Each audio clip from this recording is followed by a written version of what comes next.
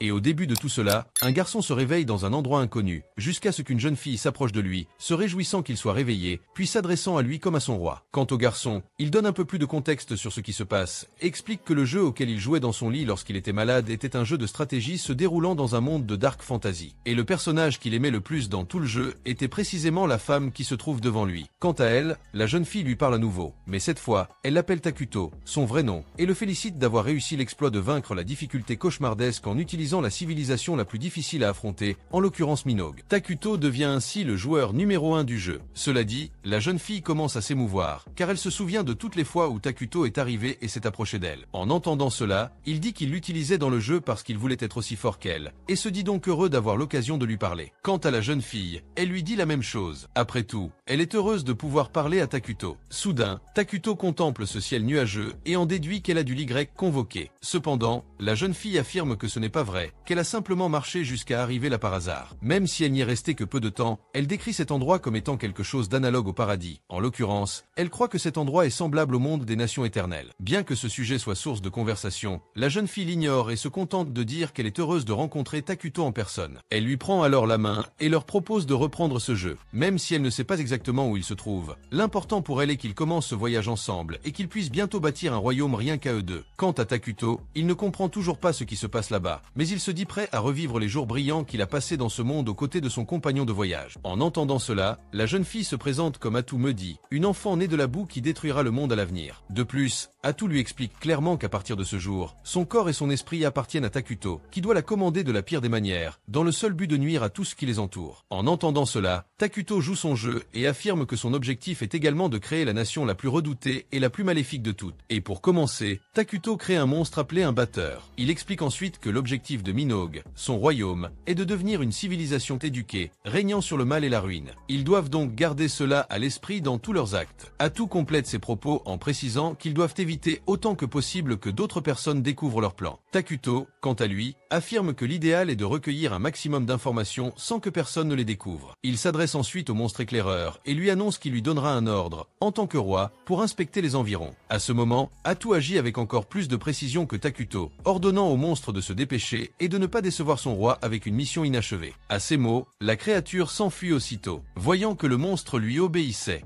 Atu se sentit plus soulagé. Takuto décida alors tester l'une des fonctionnalités déjà présentes dans le jeu. Dans ce cas, elle partage la vision du monstre avec elle-même, et remarquez que cette fonction très utile fonctionne réellement. Mais voyant qu'ils ont dépensé beaucoup de PM, Atu suggère de conserver la production d'urgence. Après tout, ils dépensent généralement plus. En entendant cela, Takuto dit qu'il pensait produire un guerrier capable de combattre pour eux, mais comme leur mana est très bas, il décide de remettre ce projet à plus tard. Voyant son inquiétude, Atu lui assure qu'il affrontera tout ennemi qui viendra les attaquer, et lui conseille de rester calme. Malgré ces paroles, Atu se souvient qu'elle est encore très faible. Takuto remarque alors qu'elle est au niveau 3, ce qui signifie qu'elle est totalement vulnérable, et que toute attaque ennemie pourrait leur coûter la vie à tous les deux, les empêchant de poursuivre leur projet de construction du royaume de Minogue. Après ces mots, Takuto commence à désespérer. Au bout d'un moment, il parvient à inspecter toute la zone autour d'eux grâce au monstre qu'il avait envoyé Explorer. Bien que l'endroit soit entièrement boisé, il n'y trouve aucun autre animal ni monstre. En entendant cela, Atu dit que cette zone forestière semble être le meilleur endroit pour se cacher, car elle est sûre. Cependant, Takuto ajoute qu'il n'y a pas de nourriture, chose qu'ils doivent trouver au plus vite. Atu se sent alors inutile de ne pouvoir encore rien faire et s'en excuse. Mais Takuto ajoute que sa simple présence le rend déjà très heureux, et qu'elle n'a donc pas à s'inquiéter de quoi que ce soit d'autre. Et dès qu'elle reçoit un compliment aussi direct, les yeux d'Atu brillent, émue par ce qu'elle a entendu. À un autre moment, Takuto continue d'explorer la forêt avec l'aide du monstre, jusqu'à ce qu'il découvre soudain une communauté d'elfes noirs, qui, soit dit en passant, n'est pas si loin de là où il se trouve. En entendant cela, Atu se sent soulagé,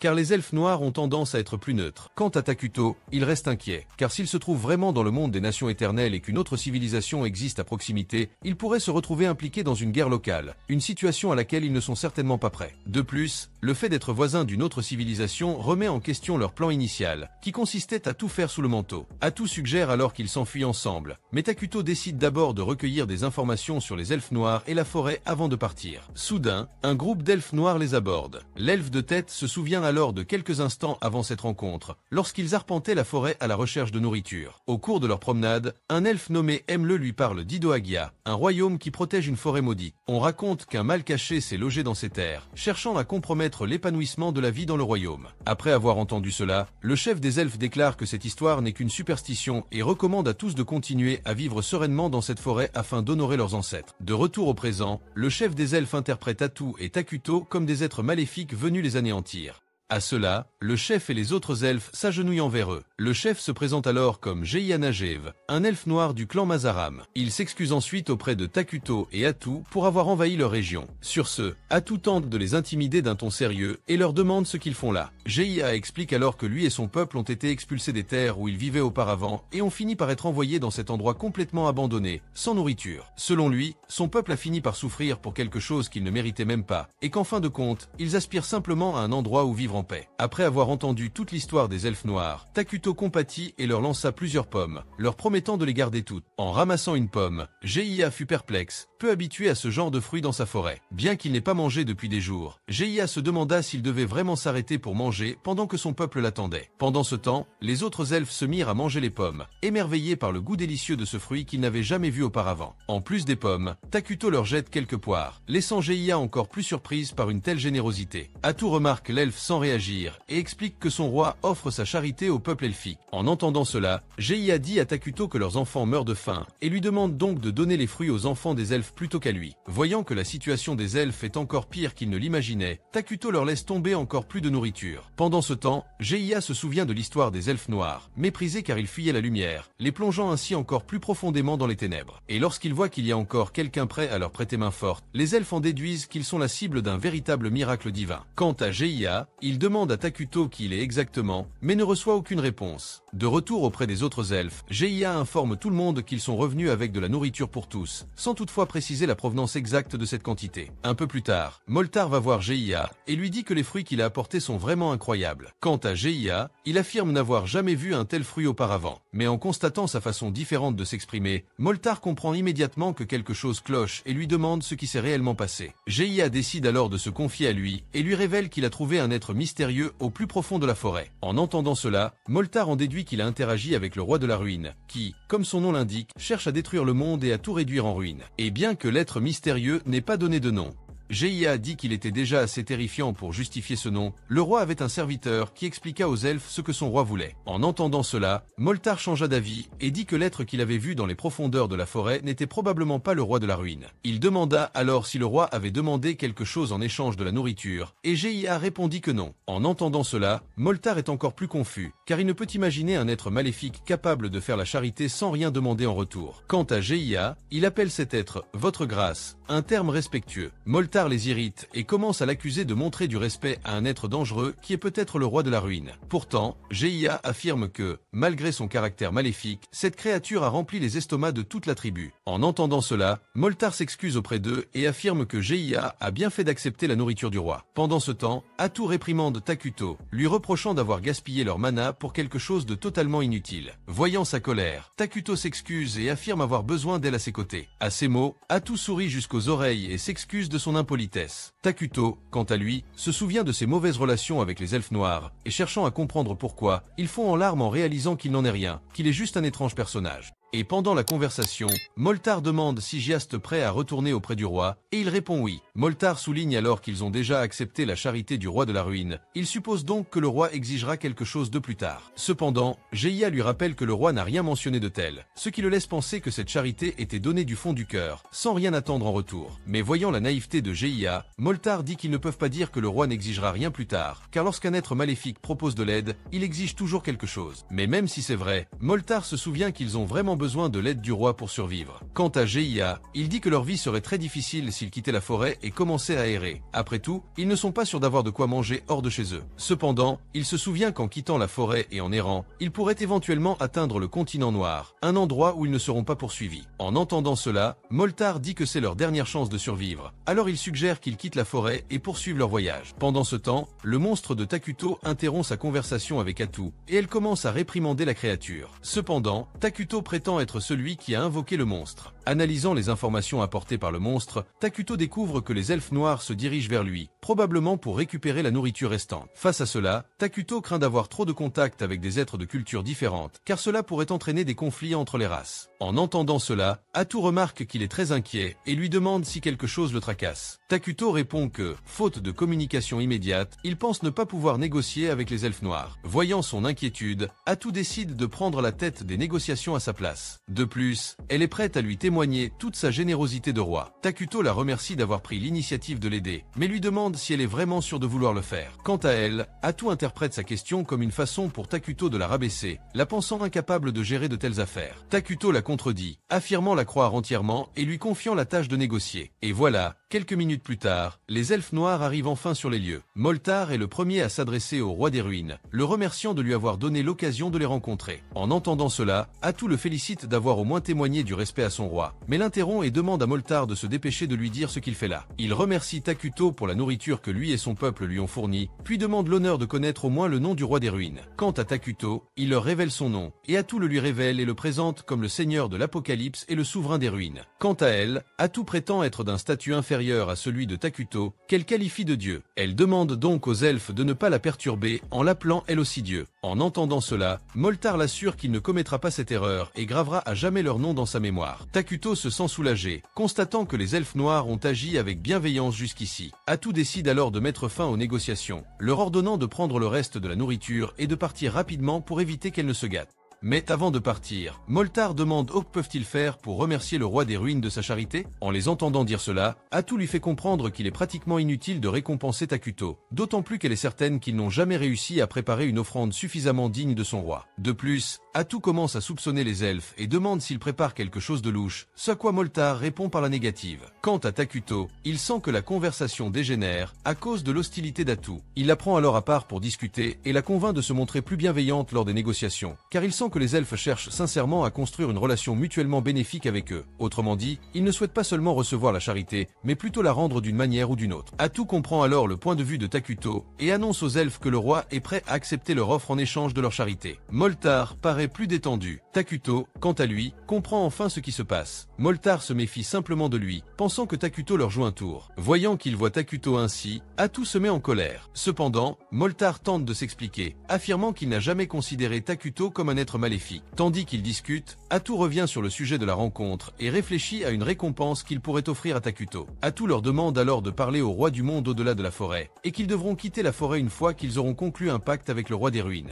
En entendant cela, Gis, contrairement à Moltar, laisse transparaître la surprise dans ses yeux. Il commence à discuter avec Takuto à ce sujet, mais Moltar le réprimande, affirmant que si telle est la volonté du roi, ils n'ont qu'à s'y conformer. Après cela, Moltar remercie Takuto de lui avoir donné l'occasion de le rencontrer, puis lui tourne le dos pour partir. À la fin des négociations, Takuto se demande s'il doit vraiment les expulser de la forêt, car les elfes risquent fort de s'effondrer ailleurs. Après avoir réfléchi un peu à la solution, Takuto décide de rappeler les deux elfes noirs et leur propose de devenir ses citoyens. À ces mots, Atu s'approche de lui et lui demande ce qu'il pense exactement. Takuto explique qu'il utilisera le système des réfugiés, car les elfes noirs ne sont ni bons ni mauvais par nature. Il pense donc que s'ils sont acceptés comme réfugiés dans sa civilisation, ils deviendront des êtres maléfiques comme lui. Et bien que la coexistence entre deux races liées au mal existe, Atu affirme que les elfes noirs sont une race très différente des citoyens de Minogra, les homoncules, et qu'il existe donc un risque de conflit entre eux. En entendant cela, Takuto lui rappelle que l'apparence des homoncules n'est déjà pas très frappante aux yeux des humains, et qu'avoir les elfes noirs à leur côté ne devrait donc pas les inquiéter outre mesure. En entendant cela, Atu s'adresse à nouveau aux elfes noirs, les informant que le roi des ruines a l'intention de fonder une nation prochainement, et que si les elfes décident de devenir citoyens de ce royaume, Takuto promet de les protéger. Moltar demande alors ce qui leur arriverait s'ils devenaient citoyens de Minogra, et Atu leur répond alors qu'ils deviendraient simplement des êtres maléfiques, tout comme Takuto et elle. Et si cette information peut paraître choquante au premier abord,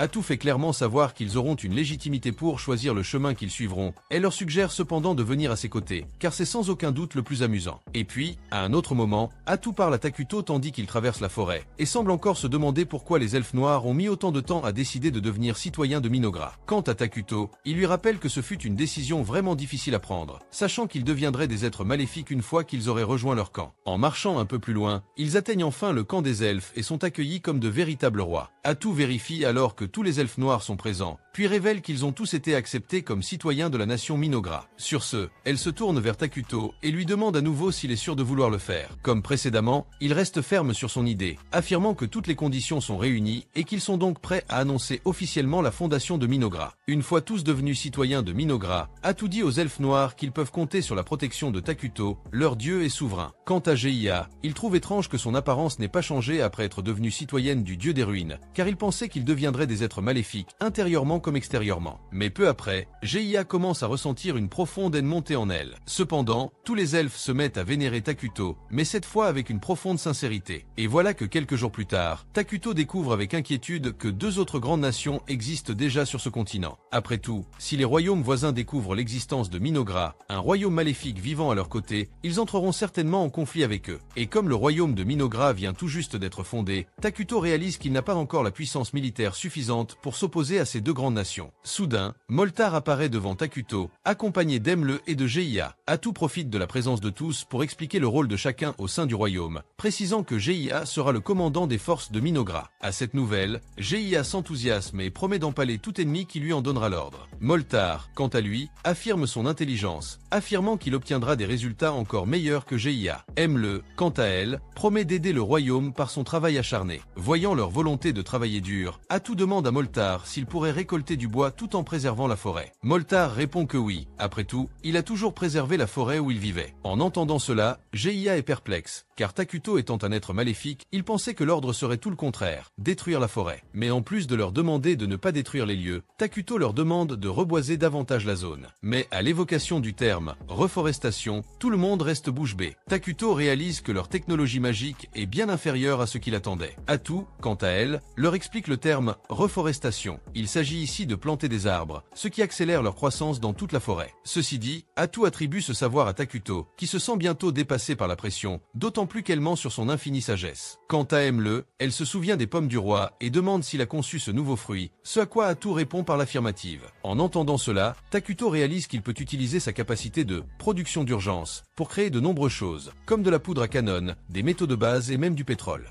Et tandis qu'il marche avec le saint, l'un des soldats commente le possible pouvoir spécial qu'elle possède. Mais en y regardant de plus près, il en déduit qu'il ne s'agit que d'une légende, et qu'en réalité, la sainte n'est qu'un symbole. En entendant cela, un autre soldat répond à son collègue qu'il découvrira bientôt le véritable pouvoir de la sainte. Soudain, un groupe de gobelins apparaît et menace de les attaquer. Voyant cela, la sainte informe les monstres qu'ils ont déjà perdu toute chance de se repentir pour avoir troublé la paix du royaume sacré de Qualia et abandonné le dieu Arlo, et elle les punit donc de mort. En découvrant le pouvoir absurde de Soalina, le soldat qui doutait de sa force reste bouche bée, s'interrogeant sur ce qu'il vient de voir. L'un des hommes l'informe que le pouvoir de la sainte permet la coexistence entre humains et elfes, ainsi que de repousser le mal du royaume si nécessaire. De plus, l'homme lui apprend que Soalina est l'une des 7 grandes saintes sauveuses du continent d'Idoragia, mais qu'elle est plus connue sous le nom de Sainte Soalina des Sépultures Fleuries, car en tuant ses ennemis, elle les transforme en magnifiques fleurs qui embellissent et apaisent l'environnement de combat. Quant à Soalina, elle interroge le cardinal sur le sujet dont elle avait discuté avec lui plus tôt, l'éventuel apocalypse qui se produirait dans les terres maudites,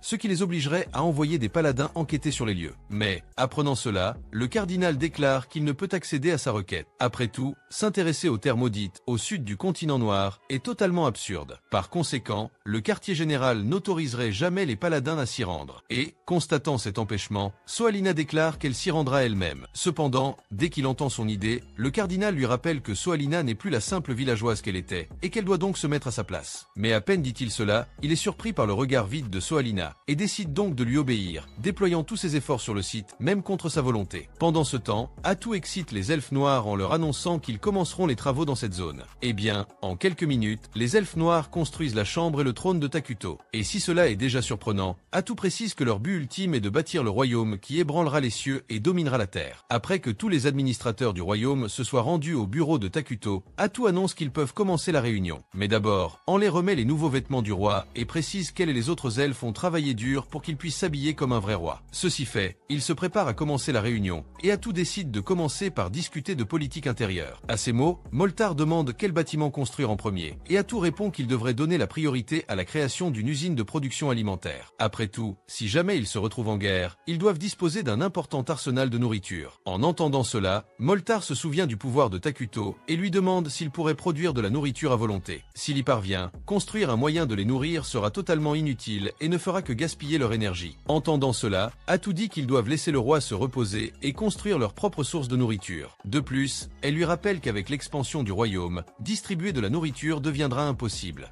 pour tous les habitants, même si le roi est capable de produire beaucoup de nourriture. Après son explication, Moltar réalise qu'il vient de poser une question stupide sans même réfléchir et s'excuse. Atout, quant à elle, pose un arbre mystérieux sur la table. Moltar et les autres se demandent ce que c'est. Cependant, Atout affirme que ce n'est qu'un arbre à viande. Bien qu'elle leur explique ce qui se trouve devant eux, Moltar et les autres restent incrédules. Atout décide alors d'expliquer plus en détail ce qu'est cette plante, expliquant qu'il s'agit d'une installation de production alimentaire de sa civilisation et qu'elle produit une viande mystérieuse au goût de chair humaine. Ayant mieux compris le concept, Moltar trouve étrange le concept d'arbre à chair et affirme que certaines personnes seront probablement réticentes à l'idée de manger de la chair humaine. Cependant, Atout précise que ce n'est qu'un des aliments que le royaume proposera, donc ceux qui n'aiment pas la chair humaine pourront manger n'importe quoi d'autre. Passant au sujet suivant de la réunion, Atout affirme qu'ils doivent acquérir de toute urgence des technologies de pointe, étant donné que leur royaume n'en est qu'à ses débuts. À ces mots, Moltar demande quel type de technologie ils devraient privilégier. Atout suggère alors qu'ils devraient commencer par la technologie magique, et plus précisément la magie militaire. Après tout, la magie conventionnelle ne permet d'attaquer que quelques dizaines de personnes au maximum, tandis que la magie militaire peut attaquer une armée entière de milliers de soldats et même modifier le terrain à leur avantage. Moltar est impressionné par l'existence d'une magie aussi puissante. Cependant, Atout précise que pour y parvenir, il faut sélectionner des personnes très talentueuses. En entendant cela, GIA s'enthousiasme et annonce qu'elle va lever une armée pour les aider. Cependant, Takuto suggère de ne pas gaspiller leurs efforts pour l'instant. Après tout, une armée ne produit rien et, de plus, consomme des ressources et du mana. Bien que comprenant le point de vue du roi, GIA affirme que le groupe actuel de guerriers du royaume n'est pas encore assez puissant pour protéger Takuto. De plus, Moltar affirme que, comme GIA et lui sont les chefs des elfes noirs, leurs têtes sont mises à prix. Voyant qu'ils s'inquiètent de leurs poursuivants, Takuto décide de les aider en créant un héros pour les protéger. Cependant, en entendant parler de ce héros, GIA demande de quoi il parle. Atout explique qu'à Minogra, plusieurs héros servent le roi et le protègent grâce à leur pouvoir unique. Mais pour les invoquer, ils doivent remplir des conditions bien précises. Takuto, quant à lui, explique qu'avoir un héros est bien plus bénéfique pour préserver la discrétion de son royaume. Après tout, une armée gigantesque attirait davantage l'attention qu'un seul héros. Concernant la gestion du mana des citoyens, Takuto explique que plus les habitants du royaume sont heureux, plus ils libèrent de mana. Par conséquent, Takuto promet de faire de son mieux pour que tout son peuple atteigne le summum du bonheur. Pendant ce temps, un jeune homme nommé Lonius se rend au temple pour rendre hommage à Dieu lorsqu'il est soudainement interrompu par Verdel, qui se précipite vers lui pour le presser. Lonius lui conseille d'arrêter de crier et de faire preuve de plus de respect lorsqu'il pénètre dans un lieu sacré. Cependant, Verdel se moque de la foi de Lonius et affirme que le garçon a déjà suffisamment prié, alors il devrait se dépêcher de retourner à leur mission. Mais avant cela, il demande à nouveau les noms de la femme et de la fille de Lonius, qu'il a oubliés. En entendant cette question complètement déconnectée de la mission,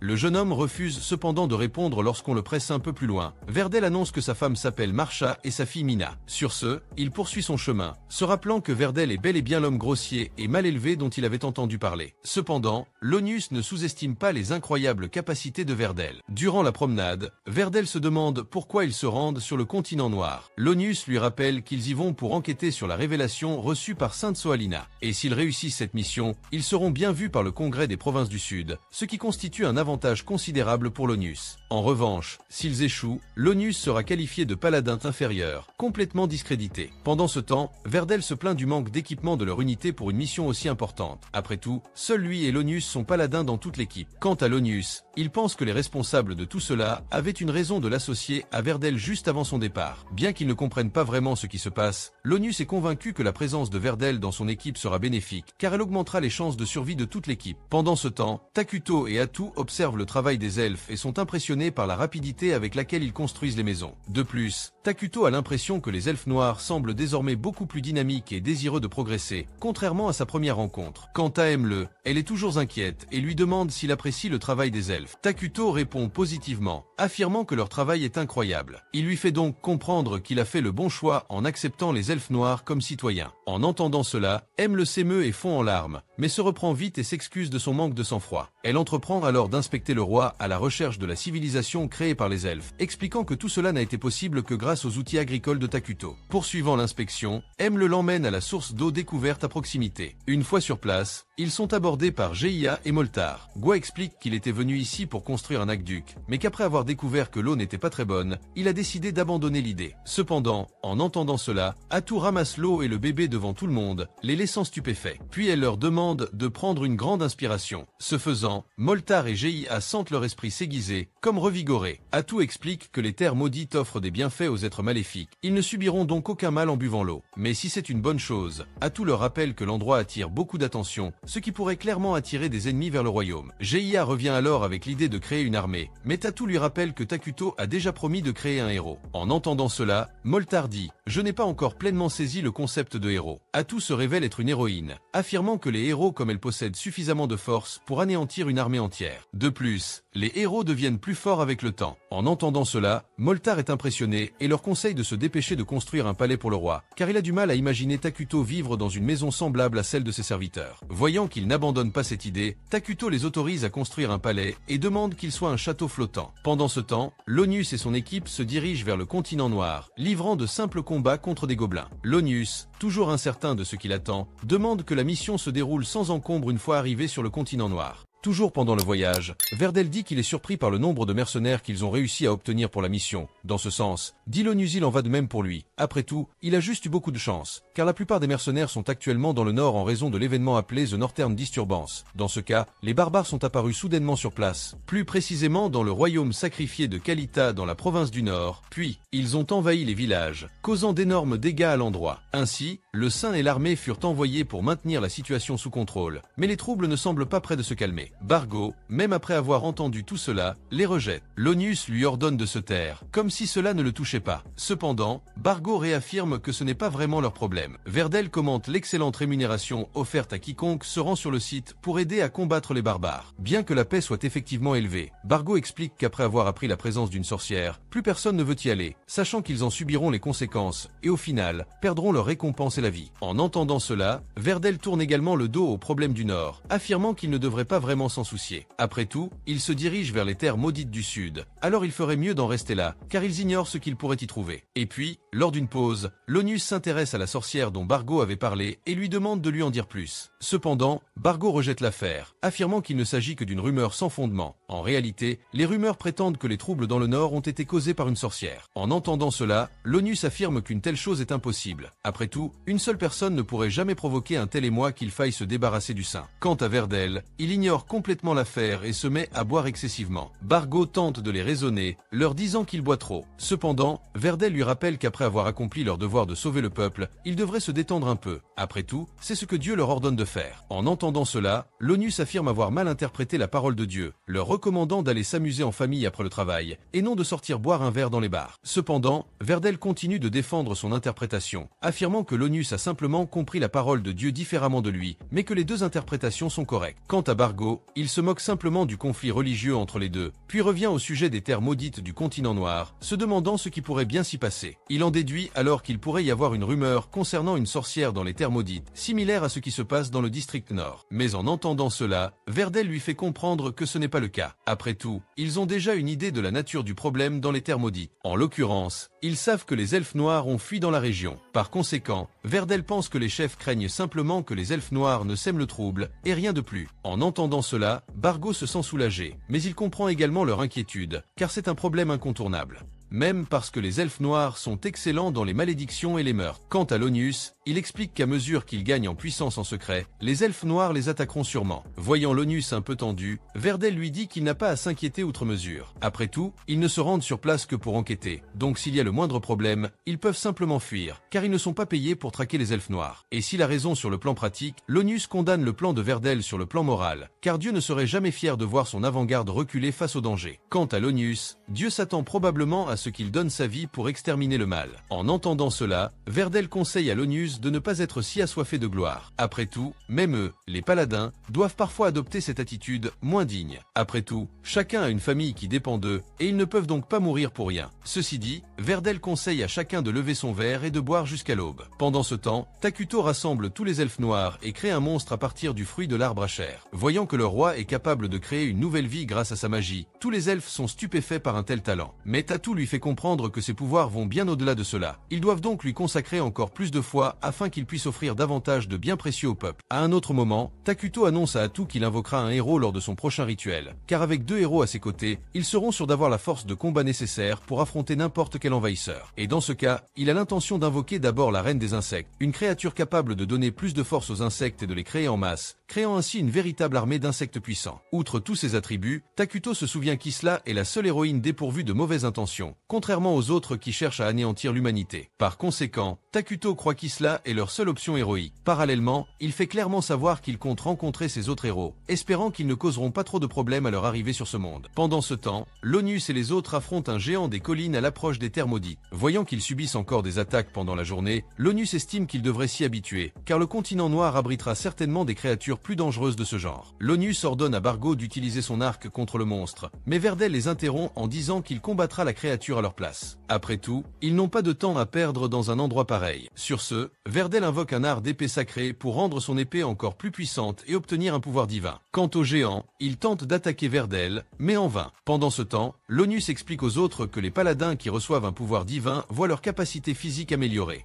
De plus, le pouvoir d'éradiquer le mal remplit leur corps. Et pour un paladin supérieur, cette puissance est encore plus grande, comparable à celle d'un dragon mineur. Ainsi, un géant des collines n'aurait aucune chance contre Verdel sous cette forme. Après quelques brèves attaques, Verdel finit par vaincre la créature, laissant tous ses compagnons impressionnés par sa force. L'Onus lui rend alors hommage et affirme qu'avec une telle puissance, ils pourront certainement accomplir la mission sans trop de difficultés. Mais même en entendant les paroles confiantes de l'Onus, Verdel affirme qu'il n'est pas certain de la victoire, car il risque de rencontrer divers dangers en chemin. Pendant ce temps, Atu voit Takuto manger un anka et lui suggère de manger quelque chose de plus sain. Cependant, Takuto dit qu'il en a assez de courir après ça, alors il préfère s'en tenir aux ankas. Au lieu de s'inquiéter pour lui, Takuto dit qu'il se soucie davantage d'elle. Après tout, Atu ne mange que de la salade, ce qu'il trouve anormal. Cependant, Atu lui dit que cela lui convient mieux. Laissant cela de côté, Takuto demande à Atu d'appeler Moltar et les autres quand ils auront fini de manger. Elle accepte alors, mais lui demande de développer le sujet de la réunion. Takuto explique que grâce à Longjambe, il connaît désormais bien les environs de la forêt et qu'il compte le consulter pour mieux comprendre comment réagir si la ville voisine les approche. Après tout, ce sont eux qui sont les plus susceptibles de découvrir l'existence du royaume de Minogra. Et même si cela peut les inquiéter un peu, Takuto demande à Atu de ne pas trop s'en faire. Après tout, rien n'indique que quelqu'un ait découvert son existence. Quant à Atu, elle lui conseille tout de même de ne pas baisser la garde, car le risque d'être surpris existe toujours. Au cours de la conversation, l'expression de Takuto change brusquement et il dit avoir senti la présence d'étranges individus dans le royaume. Et pour couronner le tout, il s'agit d'un groupe armé. Il demande à Atu d'aller voir les hommes et de leur demander de partir pacifiquement. Mais si cela ne fonctionne pas, elle a la permission de les attaquer. Pendant ce temps, l'Onus et les autres paladins s'approchent de la forêt, jusqu'à ce qu'ils aperçoivent soudain une jeune fille. Verdel s'approche immédiatement d'elle et lui demande de se présenter. De plus, il lui dit de lui dire ce qu'elle fait point dans les terres maudites. Afin de ne pas éveiller les soupçons, Atu affirme qu'elle n'est qu'une elfe noire qui s'est réfugiée dans cette forêt avec l'unique intention de survivre. Cela dit, elle demande aux paladins pourquoi ils sont venus ici. Cependant, Verdel refuse de révéler leurs objectifs et lui ordonne de répondre d'abord à leurs questions. Ils veulent savoir ce qu'elle fait dans cette forêt. Atu répond qu'elle vit simplement aux côtés de ses frères, qui, comme elle, cherchent à survivre. À ces mots, Verdel annonce qu'ils vont s'enfoncer un peu dans la forêt, car ils doivent enquêter. Atu leur demande alors de ne pas le faire, car ses frères sont encore terrifiés par la situation dans laquelle ils se trouvent. Après avoir expliqué les raisons de son refus, Atu leur demande ce qu'ils cherchent dans une forêt aussi déserte et sombre. Verdel lui apprend que les paladins ont reçu une révélation divine, annonçant que la forêt est en grave danger en raison d'une calamité qui menace la région. Voyant Verdel révéler ce secret national, l'Onus le réprimande, affirmant que même en tant que paladin supérieur, son autorité et son pouvoir de parole sont limités. Bien que Verdel lui ait fait cette révélation, Atu leur demande néanmoins de ne pas pénétrer dans la forêt. Après avoir échangé quelques mots avec la jeune fille, Verdel décide d'obéir à sa demande et conseille à ses compagnons de partir. Cependant, l'Onus s'oppose à l'attitude de Verdel, affirmant qu'à partir de maintenant, il prendra le commandement de la mission et qu'ils devront donc pénétrer dans les terres maudites et poursuivre l'enquête. En entendant cela, Bargo et les autres décident de rester avec l'Onus. Après tout, il est leur employeur, contrairement à Verdel, qui n'est qu'un simple collaborateur. Voyant qu'il compte aller à l'encontre de sa demande, Atu comprend qu'il devra régler les choses à la dure.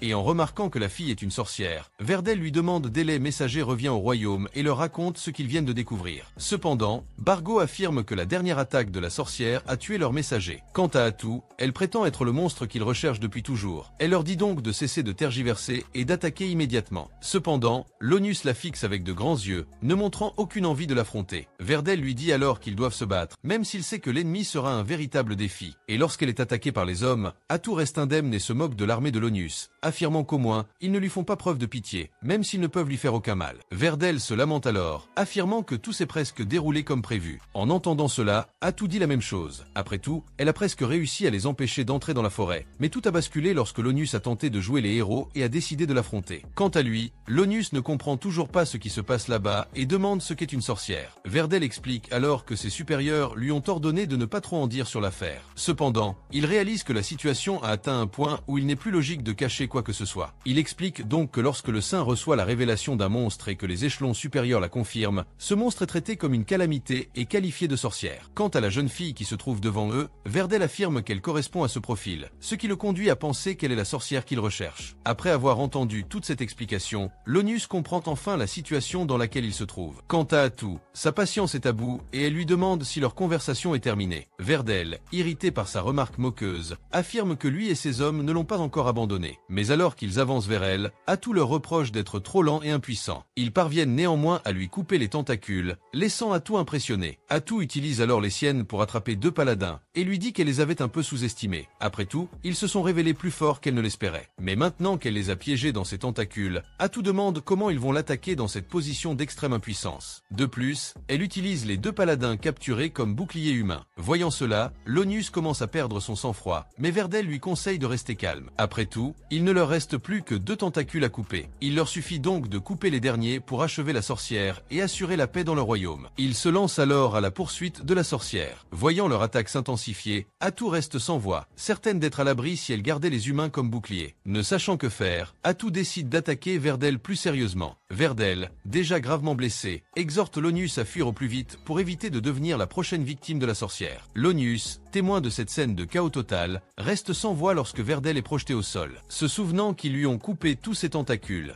Lonus se demande pourquoi la sorcière a réussi à l'attaquer. À ces mots, Atou dit qu'elle n'a jamais confirmé qu'elle n'avait que 6 tentacules. Au lieu de cela, elle leur a fait croire que ses tentacules étaient limités, alors qu'en réalité, elle peut les remplacer autant de fois qu'elle le souhaite, faisant d'elle un véritable monstre. Réalisant qu'elle jouait avec eux depuis le début, Lonus écarquille les yeux de peur et laisse tomber son épée, ne sachant plus comment procéder. Il ordonne alors à Bargo et aux autres de fuir dans des directions différentes, afin qu'au moins l'un d'eux puisse revenir vivant au royaume et raconter ce qui s'est passé. Quant à lui, Lonus affronte Atou de front et est surpris de constater qu'elle aussi est capable d'utiliser l'art sacré de l'épée. Atou prétend pouvoir l'utiliser simplement parce qu'elle a volé cette compétence à Verdel en le tuant. De plus, elle a également volé toutes les techniques qu'il avait perfectionnées. Dès qu'elle teste certaines de ces techniques, elle atteste qu'il était un homme digne d'être qualifié de puissant combattant, même s'il est mort d'une simple erreur. Lors de la confrontation avec Lonus, Atou révèle qu'elle a également réussi à voler les souvenirs de Verdel, ce qui lui permet d'obtenir des informations personnelles, comme les noms de sa femme et de sa fille, Marcha et Mina. En entendant cela,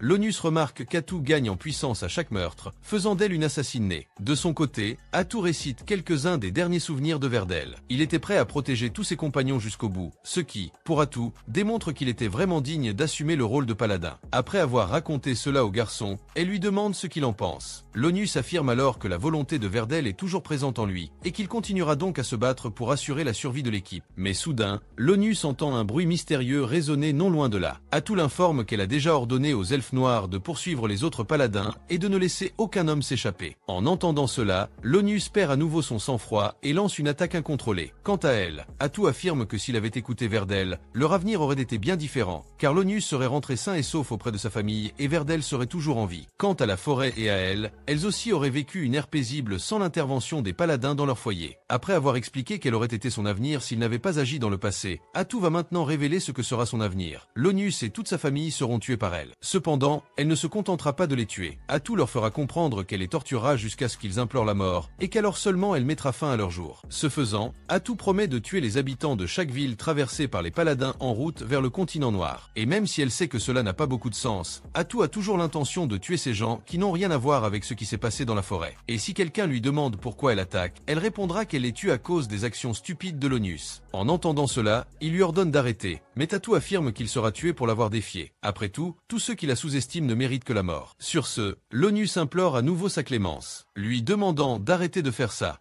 À cela, Atout dit qu'il est sûr que l'ONUS était une bonne personne, qui croyait en son Dieu et aimait à la fois sa famille et la nation. Cependant, Atout fait clairement comprendre qu'il déteste les gens qui pensent qu'ils sont justes. À cause de cela, elle le tuera. Mais d'abord, Atout demande à l'ONUS d'assister à la mort de sa famille depuis le siège VIP qu'il occupera au paradis. Plus tard, après la mort de l'ONUS, Atout est approché par les elfes noirs, qui confirment la mort des personnes qu'elle leur a ordonné de tuer. Atout félicite leur bon travail, et affirme que le roi sera également heureux de l'apprendre. Elle propose donc d'aller annoncer la nouvelle à Takuto, et charge les elfes noirs de se débarrasser des cadavres. Mais avant de partir, Geia lui demande si elle va vraiment commettre tous les actes maléfiques dont elle a parlé à l'ONUS, et Atout répond non. Après tout, elle se considère toujours comme une pacifiste, et dans ce cas précis, elle n'a fait qu'exercer une pression psychologique sur sa victime avant de la tuer. Au cours de la conversation, Geia remarque son étrangeté et lui demande si quelque chose ne va pas. Atout lui révèle qu'elle doit immédiatement informer Takuto d'une chose importante. Elle s'approche de lui et lui mentionne l'entité, sorcière, dont les paladins ont parlé pendant le combat. En entendant ce terme, Takuto est perplexe, n'en ayant jamais entendu parler auparavant. Atout explique alors qu'ils ne sont définitivement plus dans le monde du jeu normal. Et si les mécanismes de jeu restent en partie les mêmes, Atout précise qu'ils ne peuvent pas compter là-dessus indéfiniment. Après tout, le monde pourrait bien changer de fonctionnement à un moment ou à un autre. Cependant, même si cela est préoccupant, Atout affirme que le fait que le monde soit différent du jeu présente aussi des avantages. Dans ce cas précis, elle évoque la modification rapportée à sa capacité spéciale. Elle est désormais capable de voler non seulement les capacités de ses cibles, mais aussi, dans une certaine mesure, leurs souvenirs. Takuto comprend alors qu'elle a raison. Après tout, c'est précisément parce qu'ils ont utilisé sa nouvelle capacité qu'ils ont découvert la situation précaire de Qualia qu'ils ont apprise. Takuto propose alors qu'il puisse se détendre un peu et progresser lentement, mais Tatou lui rappelle qu'il pourrait subir des représailles s'il tue les paladins. Mais en entendant cela, Takuto dit qu'ils n'ont même aucune information sur le royaume de Minogra. Par conséquent, il garantit qu'ils ne seront pas dérangés par Qualia. Par conséquent, la seule chose qui l'inquiète est la soi-disant perturbation du Nord. Après tout, il croit qu'elle a été causée par une sorcière.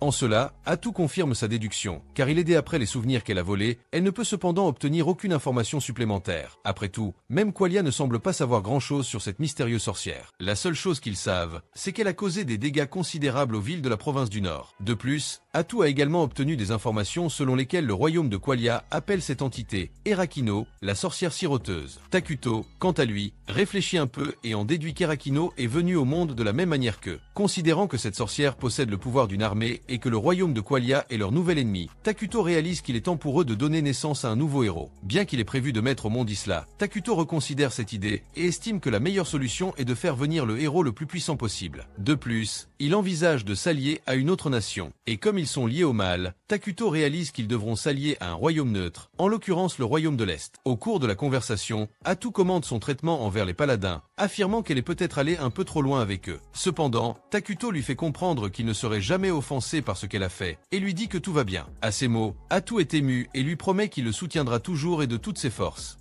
En voyant le résultat final du château, Takuto est enthousiasmé par la nouvelle construction de son royaume. Cependant, même s'ils ont construit un château dans le royaume, l'une des parties les plus importantes de la nation, Atout dit qu'ils ont encore une montagne de problèmes à résoudre. Elle admet toutefois qu'ils ont déjà fait de grands progrès dans la construction du royaume. Mais après avoir entendu cela, Takuto annonce qu'il prévoit d'augmenter le temps d'agrandissement du château une fois qu'ils seront partis. En entendant cela, Atout s'enthousiasme encore plus et déclare qu'ils doivent construire un palais immense, si gigantesque qu'il percera les cieux et s'y enracinera profondément. Quant aux vassaux qui les servent, ils seront de grands héros, déterminés à faire ce qu'ils veulent. En l'occurrence, leur désir devrait être de servir le royaume de toute leur force. Takuto, quant à lui, commence à s'enthousiasmer pour cette idée, mais il est bientôt interrompu par Atout, qui se souvient d'un problème majeur qu'elle a négligé. Atout se souvient qu'ils n'ont toujours pas de serviteurs à leur service. Takuto réalise alors qu'elle a raison, et Atout commence à s'en vouloir, se disant une servante ratée. Mais la voyant sans vouloir autant, Takuto lui répond qu'elle exagère. Après tout, cela ne l'a même pas dérangé. Cependant, Atou insiste et lui demande de faire toutes les demandes qu'il souhaite afin qu'elle puisse se racheter de cette erreur colossale. Takuto se contente alors de demander une servante facile à aborder, car tout ce qui va au-delà est un luxe. Au-delà, Takuto affirme qu'il ne veut qu'une servante capable de comprendre un tant soit peu les elfes noirs. Après tout, il veut être le roi le plus amical possible. En entendant cela, Atou lui demande un peu plus de temps, car elle est déterminée à trouver la servante idéale pour le royaume de Minogra. Mais dès qu'il la remarque avec enthousiasme, Takuto commence à s'inquiéter, se rappelant qu'un enthousiasme excessif ne mène à rien de bon. Au bout d'un moment, elle convoque Moltar et des elfes noirs et leur demande de rassembler autant de filles que possible dans le royaume, car Takuto compte bien les utiliser. Mais en entendant Atou parler de manière aussi suggestive, Moltar se méprend. Atou, quant à elle, affirme que son plan est de laisser les filles comme servantes de Takuto afin qu'il puisse s'entraîner à la conversation et discuter plus librement avec les elfes noirs. Quant à Moltar, il est pris de sueur froide et lui demande pourquoi elle pose cette question. Atou envenime la situation en affirmant que son roi aime les jeunes filles. Après qu'elle lui ait expliqué la situation, Moltar comprend enfin le malentendu et comprend que le roi souhaite simplement se détendre un peu en discutant avec les elfes noirs. Et pour cela, il doit commencer à parler aux jeunes filles. Quant à Geia, il explique que les enfants ont souvent des idées plus absurdes, mais qu'il ne faut pas les ignorer, car elles peuvent déclencher des révélations chez les adultes. Mais au-delà de ça, Atou lui rappelle qu'il manque de main-d'œuvre et qu'il faut donc mettre même les plus jeunes au service du roi. Cependant, ils n'accepteront que des tâches simples, puisqu'ils sont enfants. En entendant cela, Geia dit qu'ils peuvent aussi embaucher des garçons, car il n'y a pas besoin de filles. Cependant, Takuto explique qu'il ne choisit que des femmes pour une autre raison. Il veut leur offrir plus d'opportunités. Et bien que cette réponse désespérée ne soit pas bien accueillie, Takuto parvient à les convaincre, et Moltar loue sa politique inclusive, soulignant qu'il pense déjà à l'avenir de la nation.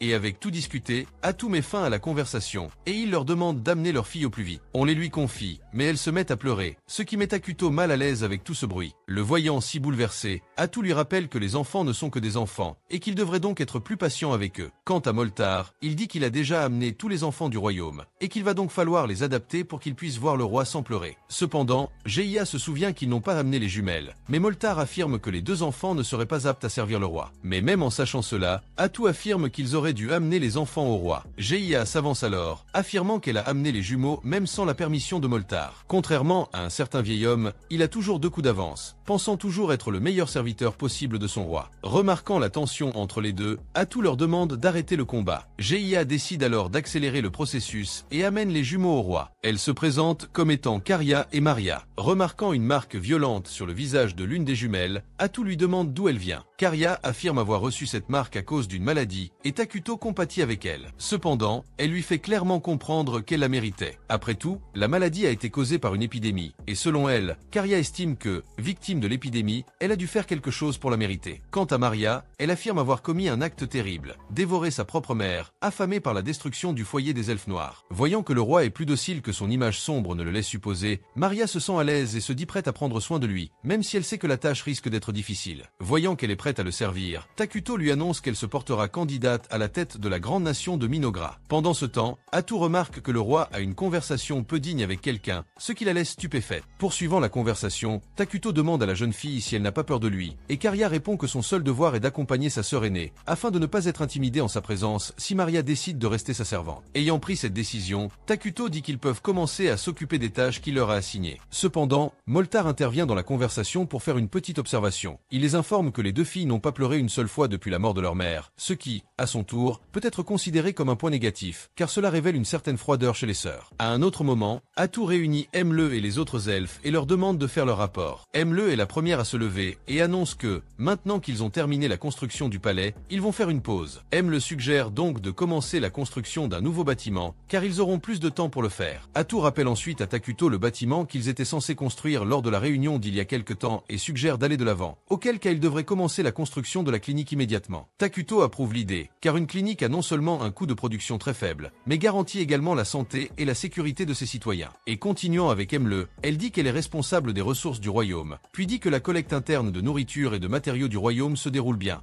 Rien d'extraordinaire. Cependant, ils auront besoin de plus de mana pour gérer cela. Entendant cela, Atou suggère de construire davantage de bâtiments et de faire des recherches pour augmenter la production de mana, car c'est une ressource rare et cruciale. Et puisqu'elle en parle, elle demande le rapport sur la magie militaire. Moltar se lève, prétendant être responsable de cette zone. Et bien qu'il soit le seul capable d'utiliser cette ressource pour le moment, Moltar les assure qu'avec de l'entraînement, ses subordonnés seront capables d'en faire autant. Quant à Atou, elle explique que leurs recherches porteront sur les 6 éléments principaux de la technologie magie. Après tout, ils n'utiliseront pas trop de ressources de mana pour les affaires internes du royaume, car cela irait à l'encontre de la politique du roi. Après avoir abordé la magie militaire, Gia se permet de poursuivre la conversation, annonçant qu'elle a quelque chose à signaler. Elle informe le roi que 5 nouveaux longjambes ont rejoint les forces du royaume et qu'ils surveillent actuellement le territoire connu entourant les terres maudites. En entendant cela, Atu demande à Gia d'envoyer les longjambes patrouiller la frontière du royaume. Après tout, elle seule est capable de protéger toute la nation Minogra. Mais Atu ajoute qu'ils étudient déjà la création d'un nouveau héros pour qu'elle n'ait pas à protéger le royaume seul. Takuto informe alors tout le monde qu'il compte invoquer Isla, la reine des insectes. En entendant cela, Atu demande à Moltar de lui faire un rapport sur les ressources nécessaires à l'invocation de ce nouveau héros. Dans ce cas, ils n'auront besoin que de mana. Ils possèdent déjà les autres ingrédients nécessaires. À la fin de la réunion, Takuto félicite tout le monde, affirmant qu'il se consacre pleinement aux tâches du royaume. À un autre moment, les jumeaux commettent une erreur et déchirent un document devant le roi. Ils s'excusent pour leur action désastreuse, mais Takuto leur sourit et affirme que tout va bien. Traité avec tant de gentillesse malgré une erreur, Maria, perplexe, demande au roi s'il est mauvais. Il répond que seul son alignement est mauvais. Entendant cela, Maria demande pourquoi il ne tue pas les elfes au lieu de les aider. Après tout, c'est ce qu'on attend d'un être mauvais. Quant à Karia, elle intervient et lui demande pourquoi il fait preuve d'autant de clémence envers eux. Cela met Maria en colère, qui veut qu'il révèle sa véritable nature et se montre méchant envers eux. En entendant cela, Takuto explique que les bonnes personnes ne peuvent faire que des choses tout aussi bonnes, car il est contre leur nature de faire le mal. Or, les personnes maléfiques peuvent faire à la fois le bien et le mal, ce qui les libère. Takuto est donc une mauvaise personne, mais il a choisi d'être gentil avec les elfes noirs. Cela dit, il remarque que les erreurs commises jusqu'à présent par les sœurs, comme le fait d'avoir déchiré le document, étaient intentionnelles. Incapables d'accepter le meurtre de leur mère, elles recherchent probablement la mort. Elles pensaient qu'irriter Takuto entraînerait leur mort en guise de punition pour ses erreurs. Au lieu de cela, Takuto exhorte les filles à rester fortes et en vie, afin qu'elles puissent un jour rendre leur mère fière. À un autre moment, Atu aborde Takuto pour lui parler d'une ville appelée Dragontan, une nation neutre et multiraciale composée principalement d'humains et d'hommes-bêtes. D'après ses recherches, la nation utilise un système parlementaire dirigé par des chamans appelés porteurs de bâtons. Après avoir entendu les détails de la ville, Takuto s'enthousiasme pour une éventuelle alliance, car les villes aux races diverses ont tendance à être plus ouvertes aux étrangers. Poursuivant son rapport, Atu informe que la ville semble abriter une mine de filons de dragon, un minerai capable de produire du mana. Mais au-delà de cela, Atu précise que le site est constamment attaqué par les monstres de la mine, ce qui facilite d'autant plus une alliance avec eux, car Takuto peut offrir une aide militaire à la ville. En allant à Dragonta, Atu rencontre certains habitants sont tendus, jusqu'à ce qu'un garçon nommé Pépé arrive et parle à Atu normalement, l'ayant reconnu après un long moment. Le groupe d'Atu conclut alors un accord avec les habitants de Dragonta et ensemble, ils marchent jusqu'à Takuto, qui demande audience à ce dernier. En chemin, Atu s'étonne qu'il demande audience à son roi. Après tout, celui de Mignola venait d'envoyer une délégation à Dragonta. Pépé, quant à lui, se met à parler trop fort tandis que les adultes discutent d'importantes questions diplomatiques. Dans ce livre, Tukapoli, l'un des habitants du royaume de Dragonta, s'excuse pour l'acte du garçon qui n'arrête pas de parler, et en entendant cela, Atu ignore ce fait et se concentre uniquement sur les hommes de Tukapoli, qui d'ailleurs sont tous restés en arrière. Dans ce livre, Tukapoli explique que le miasme est trop fort pour que leurs soldats puissent le gérer, ils ont donc dû rester en arrière. Et en pensant davantage au roi qu'elle est obligée de rencontrer, Tukapoli devient curieuse et légèrement effrayée de ce qui l'attend, car si Atu est déjà une personne terriblement forte, le roi qu'elle suit sera certainement plus fort et plus effrayant. En présence de Takuto, Tukapoli reste sans voix, incapable d'en identifier la force. Il est, en l'occurrence, la transparence des ténèbres. Elle commence à souffrir et devient incrédule face à cette créature terrifiante qui vient d'arriver dans la région. Se rappelant avoir choisi de se retrouver dans cette situation, elle la regrette encore plus. Quelques minutes auparavant, Pep et ses soldats affrontaient un géant. Soudain, ils parviennent à achever l'ennemi. Pep, lui, grimpe sur lui, le sourire aux lèvres, tandis que les soldats admirent la bravoure du prêtre Pep et se sentent plus en sécurité en sa présence. Voyant ses soldats le couvrir d'éloges, Pep continue de se vanter et leur demande de parler encore plus de lui. Tandis qu'il est distrait par toute cette pluie d'éloges, Pep est surpris par le géant, qui commence à se relever et le fait tomber. Le géant attaque alors le garçon, mais Pep parvient à le piéger avec sa magie, et les soldats achevèrent l'ennemi une fois pour toutes. Peu après le combat, Tukapoli se rend sur place et commence à se plaindre de la situation, exigeant des explications de Pep pour tout ce désordre. Sur ce, le garçon entame la conversation en appelant sa grand-mère, ce qui agace profondément Tukapoli. Cependant, elle ignore rapidement le commentaire du garçon et commence à le sermonner, lui disant qu'il est le seul jeune homme du royaume à avoir un bâton, qu'il devrait donc honorer sa position de leader et être un meilleur leader. Voyant cela, Pep déclare qu'il suivra son conseil. Cependant, Tucapoli dit qu'elle est toujours inquiète pour l'avenir du garçon, car elle pense qu'il lui faudra du temps pour se rétablir. Elle lui rappelle également qu'il s'apprête à se rendre dans les terres maudites. Après tout, les anciens ont déjà prédit l'apocalypse qui s'y déroulerait, et qu'ils doivent donc s'y rendre pour enquêter. Si ces attaques barbares se poursuivent, Dragontan sera condamné à succomber, car c'est une petite ville avec une armée réduite. De plus, Tucapoli affirme qu'ils ignorent même si la cause des attaques vient réellement des terres maudites. Ils doivent donc se dépêcher et faire l'enquête dans la forêt dès que possible. Et en voyant cela, Pep souhaite bonne chance à tous ceux qui entreprendront ce voyage dans la forêt des terres maudites, sortant déjà son corps. Cependant, Tucapoli dit que le garçon les accompagnera également dans ce voyage. Et en revenant au présent, Tucapoli regrette d'avoir emmené Pep avec elle. Après tout, si elle avait su à quel point la situation serait dangereuse, elle aurait choisi de le laisser dans le royaume. Mais au lieu d'être effrayé par la situation, Pep salue Takuto normalement et leur demande d'être amis. Et en voyant cela, Tucapoli commence à désespérer et s'attend à la pire réaction de Takuto. Mais au lieu d'être juste avec la façon dont le garçon lui a parlé, Takuto le salue en retour et dit qu'ils peuvent en effet être amis. Et à l'heure du repas, Pep s'avère être un garçon très proactif. Et Takuto observe le garçon de loin et remarque que les compétences sociales de Pep sont, en fait, incroyables. Après tout, le garçon a même commencé à s'intégrer à tout le monde, quelque chose que Takuto ne pourrait jamais le faire. Et quand il se souvient maintenant qu'ils sont amis, Takuto est confus à ce sujet, car il ne sait pas comment gérer un ami, puisque c'est son premier. Et donc il commence à penser à quelque chose qu'il peut faire pour s'intégrer aussi, et décide finalement de demander à Pep de participer à un jeu avec lui. Mais dès qu'ils entendent cela, tout le monde réagit avec étonnement à la proposition du roi, car il trouve cela très agréable venant d'un être avec cette aura lourde. Et quant à Pep, il accepte la proposition de Takuto, et les deux prennent chacun une base de fleurs et jouent à un tir à la corde, pour voir lequel d'entre eux brise la base de l'autre, et à la fin de la partie, Pep sort victorieux, ce qui laisse à son tour Tokapol étonné, et quant à Takuto, il est excité par ce jeu, et demande au garçon de le laisser avoir sa revanche, et quand ils vont à un autre jeu, Takuto est impressionné par la facilité avec laquelle Pep a appris l'un des jeux qu'il a proposé, et quant au garçon, il fait l'éloge du jus de pomme du roi de Mignorat, ainsi que du jeu auquel il joue. Il dit donc qu'il est heureux d'avoir eu l'opportunité de visiter ce royaume, et après avoir réfléchi un peu plus, Pep suggère que Takuto vende ce jeu à leur pays, car il est sûr que ses compatriotes l'adoreront, et voyant le garçon essayer de négocier avec Takuto sans même avoir l'expérience ou les manières de le faire, Tokapol essaie d'attirer l'attention du garçon, mais Takuto se souvient qu'il avait déjà prévu d'ouvrir son entreprise. Il est donc heureux de voir que Pep a déjà évoqué ce sujet, afin qu'il puisse en profiter pour faire avancer ce projet, et même si c'était amusant de jouer avec Pep pendant ces quelques minutes qu'ils ont passées ensemble, Takuto décide de mettre le jeu de côté pour parler de questions commerciales. Et à la tombée de la nuit, Pep commence à se sentir plus détendu en présence de Takuto et de ses nouveaux amis. Et en voyant cela, Tokapol lui ordonne de rester en alerte. Après tout, ils ne peuvent toujours pas faire entièrement confiance à ces gens qu'ils viennent de rencontrer. Soudainement, Atto commence à interroger Tokapol sur la raison pour laquelle elle est allée du côté de Mignorat. Et Tokapol commente la récente attaque barbare qui s'est produite dans son pays. Et selon ses soupçons, pour découvrir ce qui peut être à l'origine de ces attaques, elle doit enquêter sur les terres maudites.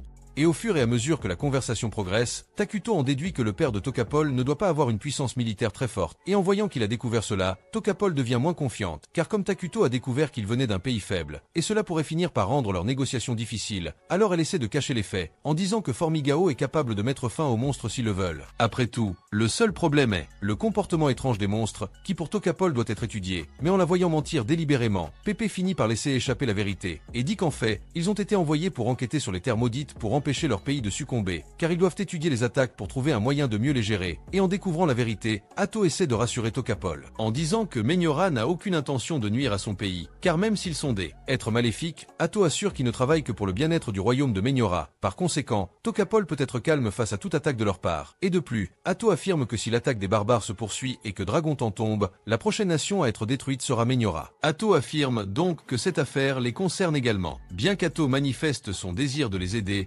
Tokapol reste méfiant quant à leurs intentions. Atto s'adresse à Takuto et lui demande ce qu'il pense de l'idée d'aider Formigal. Takuto, à son tour, approuve et affirme que les amis devraient s'entraider. En entendant cela, Pébé sourit et dit qu'elle attendait déjà l'aide de Takuto. Cependant, Tokapol reste méfiante et demande ce qu'ils attendent en retour. Atto va droit au but et explique qu'ils sont intéressés par la mine du filon du dragon. Dans ce cas, ils souhaitent convertir le mana pur de la mine en éléments spécifiques. Cependant, en entendant cela, Tokapol affirme que cette technologie prendra encore 10 ans à être prête. En regardant de côté, elle remarque Pébé, l'air innocent. Cependant, Tokapol dit que le garçon est l'espoir de son royaume, et même s'il est un enfant, il est l'espoir de tout le royaume, bien que, pour l'instant, il ne soit qu'un idiot. Et de plus, elle informe que Pébé a la capacité de discerner la nature de n'importe qui, ce qui, à son tour, leur donne un avantage gigantesque. Par conséquent, Tokapol lui jette la responsabilité de les diriger et d'agir. Et cela, Pébé indique clairement qu'il a déjà pris une décision depuis le début. Dans ce cas, il veut rejoindre le royaume de Mignora, se lier d'amitié avec Takuto et son peuple, et à un autre moment, les habitants de Dragontan et de Mignora discutent de certaines questions diplomatiques entre les deux pays, et pendant la négociation, Takuto note que sans PB, les négociations seraient dans des sphères plus anodines, et il ne discuterait même pas des questions commerciales entre les deux nations, et au fur et à mesure que les négociations progressent, les jumeaux demandent plus d'informations sur le pays de Fornegal, pour mieux comprendre à quoi ils ont affaire. Après tout, négocier avec un pays qu'ils connaissent à peine serait une attitude très hâtive. Par conséquent, ils décident d'aller dans le pays pour mieux le connaître.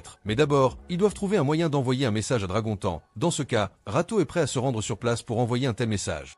Et là, Moutard lui suggère de ne pas le faire. Après tout, Rato est fondamentalement la personne la plus importante du royaume après Takuto. Par conséquent, envoyer une personne importante d'une nation à une autre est une exagération qui peut générer de la méfiance chez Dragontan. Dans ce cas, les jumeaux sont prêts à aller à la place de Rato, car, même s'ils peuvent être en danger en chemin, ils veulent être d'autres pour lui. Et en voyant que Takuto a cédé aux ordres de quelqu'un d'autre, Rato se met en colère contre lui et commence à faire du drame sur la situation. Et dans ce cas, Takuto essaie de la ranimer en disant que tout ce qu'il a accompli jusqu'à présent était avec son aide. Par conséquent, il dit qu'elle est la seule personne dont il a besoin. Et en entendant cette dernière phrase, Rato commence à voyager dans ses pensées, imaginant une vie avec lui, et à un autre moment, Takuto emmène les jumeaux à la clinique du royaume pour leur montrer l'unité qu'il vient de produire.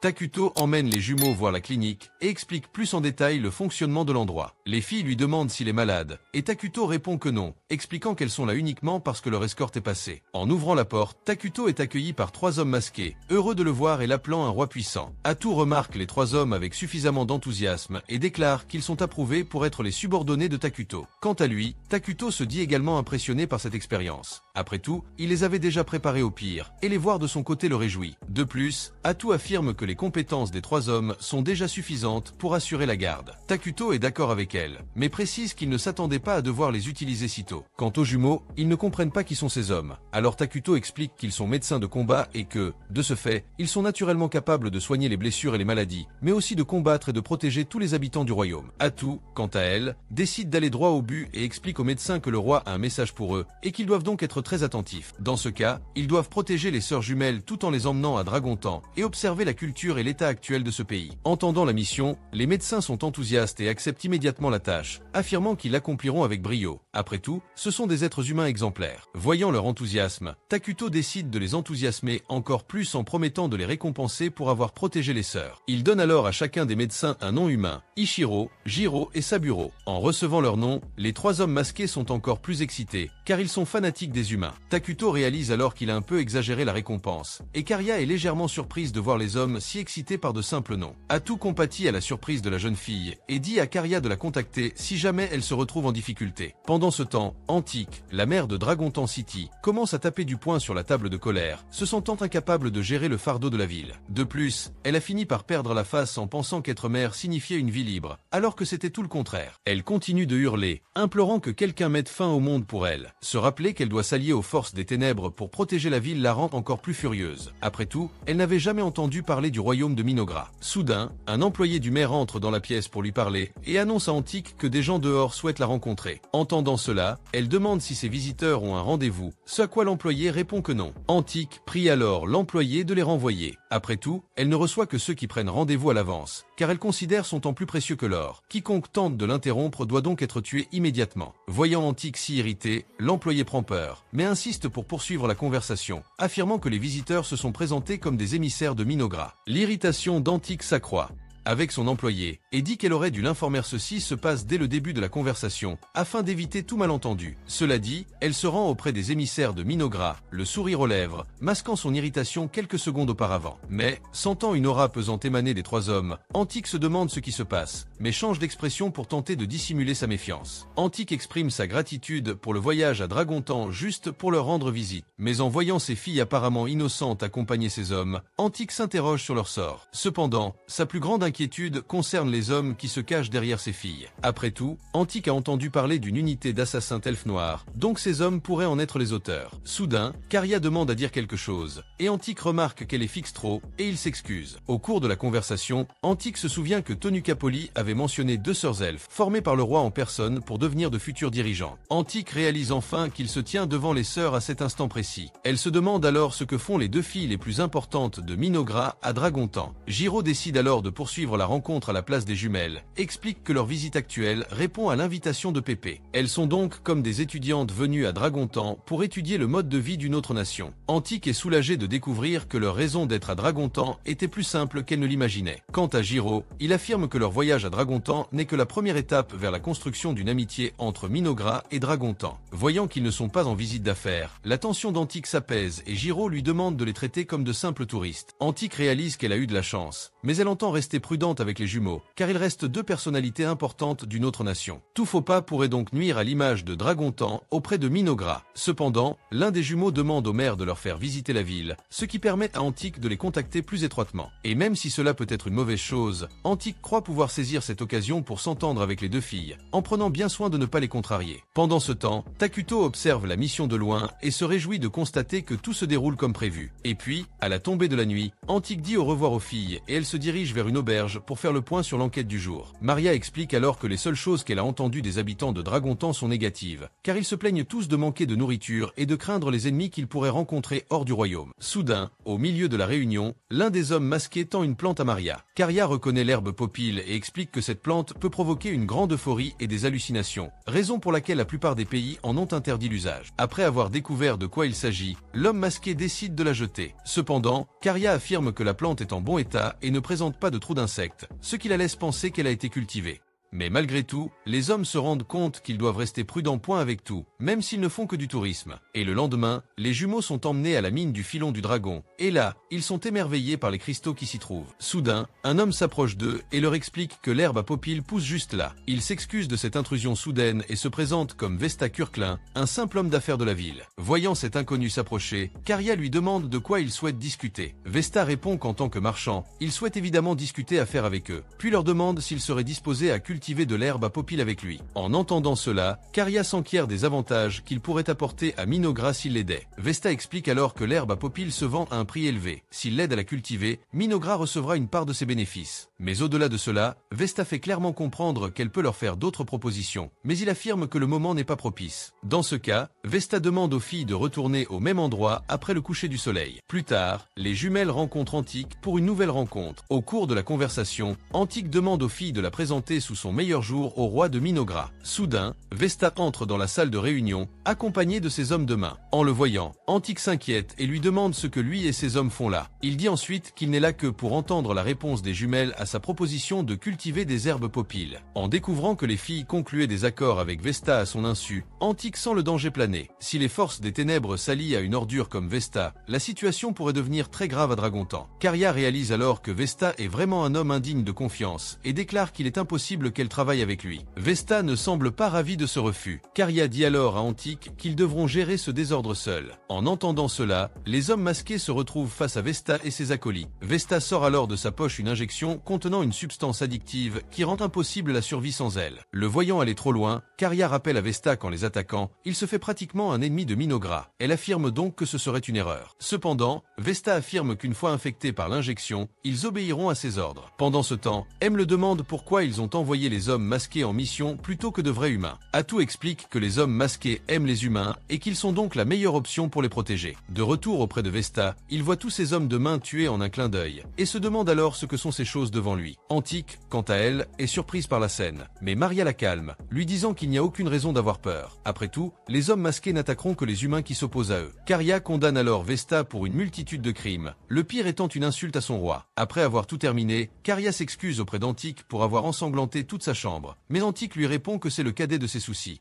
Nathalie a un souvenir de l'époque où elle essayait de trouver Rio, jusqu'à ce qu'elle découvre soudain qu'il était dans la bibliothèque, côté nord. Elle court alors vers lui. La voyant dans cet état, Rio sursaute et lui demande ce qui se passe. Elle explique alors qu'Abel et son groupe ont disparu dans le donjon. En entendant cela, Rio crée un petit chariot de glace et se met à courir vers le donjon, tandis que Nathalie lui parle en chemin, lui expliquant tout ce qui s'est passé dans les moindres détails. À son arrivée, Rio prétend comprendre la situation, mais lui demande pourquoi elle l'a appelé pour gérer cette affaire. Nathalie explique alors qu'Abel lui a recommandé recommandé de contacter Ryo lorsqu'elle avait besoin d'aide, et qu'elle suit donc simplement ses conseils. En entendant cela, Ryo est encore plus impatient de poursuivre Abel et son groupe. Mais dès son entrée, 2 gardes s'approchent de lui et lui expliquent que le donjon est fermé à tous. Cependant, Ryo parvient à les contourner et crée 2 barrières de glace, les empêchant de l'intercepter. Et maintenant, dans le donjon, Ryo se souvient que le signal provenait du 40e étage. N'ayant pas le temps de gravir les étages un par un, il utilise la capacité jet abrasif pour atteindre instantanément le 40e étage. Et voilà, retour au présent, Ryo rencontre le prince démon et le provoque en combat. Mais au premier mouvement de l'ennemi, Ryo esquive l'attaque du prince démon et lui tranche la tête d'un seul coup, affirmant que Léonore était bien plus rapide que le démon qu'il venait d'affronter. Quant à Abel, il se demande ce qui vient de se passer, jusqu'à ce que soudain, le démon se prenne la tête, montrant qu'il est loin d'être mort. Voyant cela, Ryo avoue que le monstre est effectivement plus fort qu'il ne l'imaginait, mais il précise néanmoins qu'un seigneur démon est bien plus puissant que le prince démon, et qu'il n'aura donc pas beaucoup de mal dans ce combat. Tout en continuant, Ryo se demande si l'ennemi peut le comprendre. Cependant, qu'il le puisse ou non, Ryo affirme être prêt à le frapper violemment, testant ainsi sa capacité de régénération. Mais peu après avoir écrasé le prince démon de ses coups, Ryo parvient à le détruire complètement en brisant sa pierre magique. Sur ce, Abel le remercie d'avoir sauvé tout le monde. Quant à Ryo, il promet d'accepter sa gratitude sous la forme d'un dîner à la cafétéria. En entendant cela, Abel décide de faire mieux et promet à Ryo d'offrir un dîner pour une semaine. Ryo le questionne aussitôt, affirmant qu'il n'oubliera pas sa promesse. Soudain, Arthur s'approche d'eux, se présentant comme le conseiller du bureau des mages royaux et remercie Ryo pour son aide. Ryo se dit heureux d'être arrivé à temps, mais en regardant autour de lui, il remarque que des mages ont été tués au combat avant son arrivée. Conscient de cela, Abel leur demande de partager l'argent de la pierre magique du démon avec les familles des mages morts. Au cours de la conversation, Ryo surprend Abel appeler ces créatures des diables et remarque qu'il n'en a jamais rencontré de semblables. Quant à Abel, il explique que ces êtres apparaissent dans les provinces centrales depuis des siècles. En entendant cela, Ryo se souvient que Léonore s'est un jour reconnue comme un démon, et il se demande donc s'il y a une différence entre démon et diable.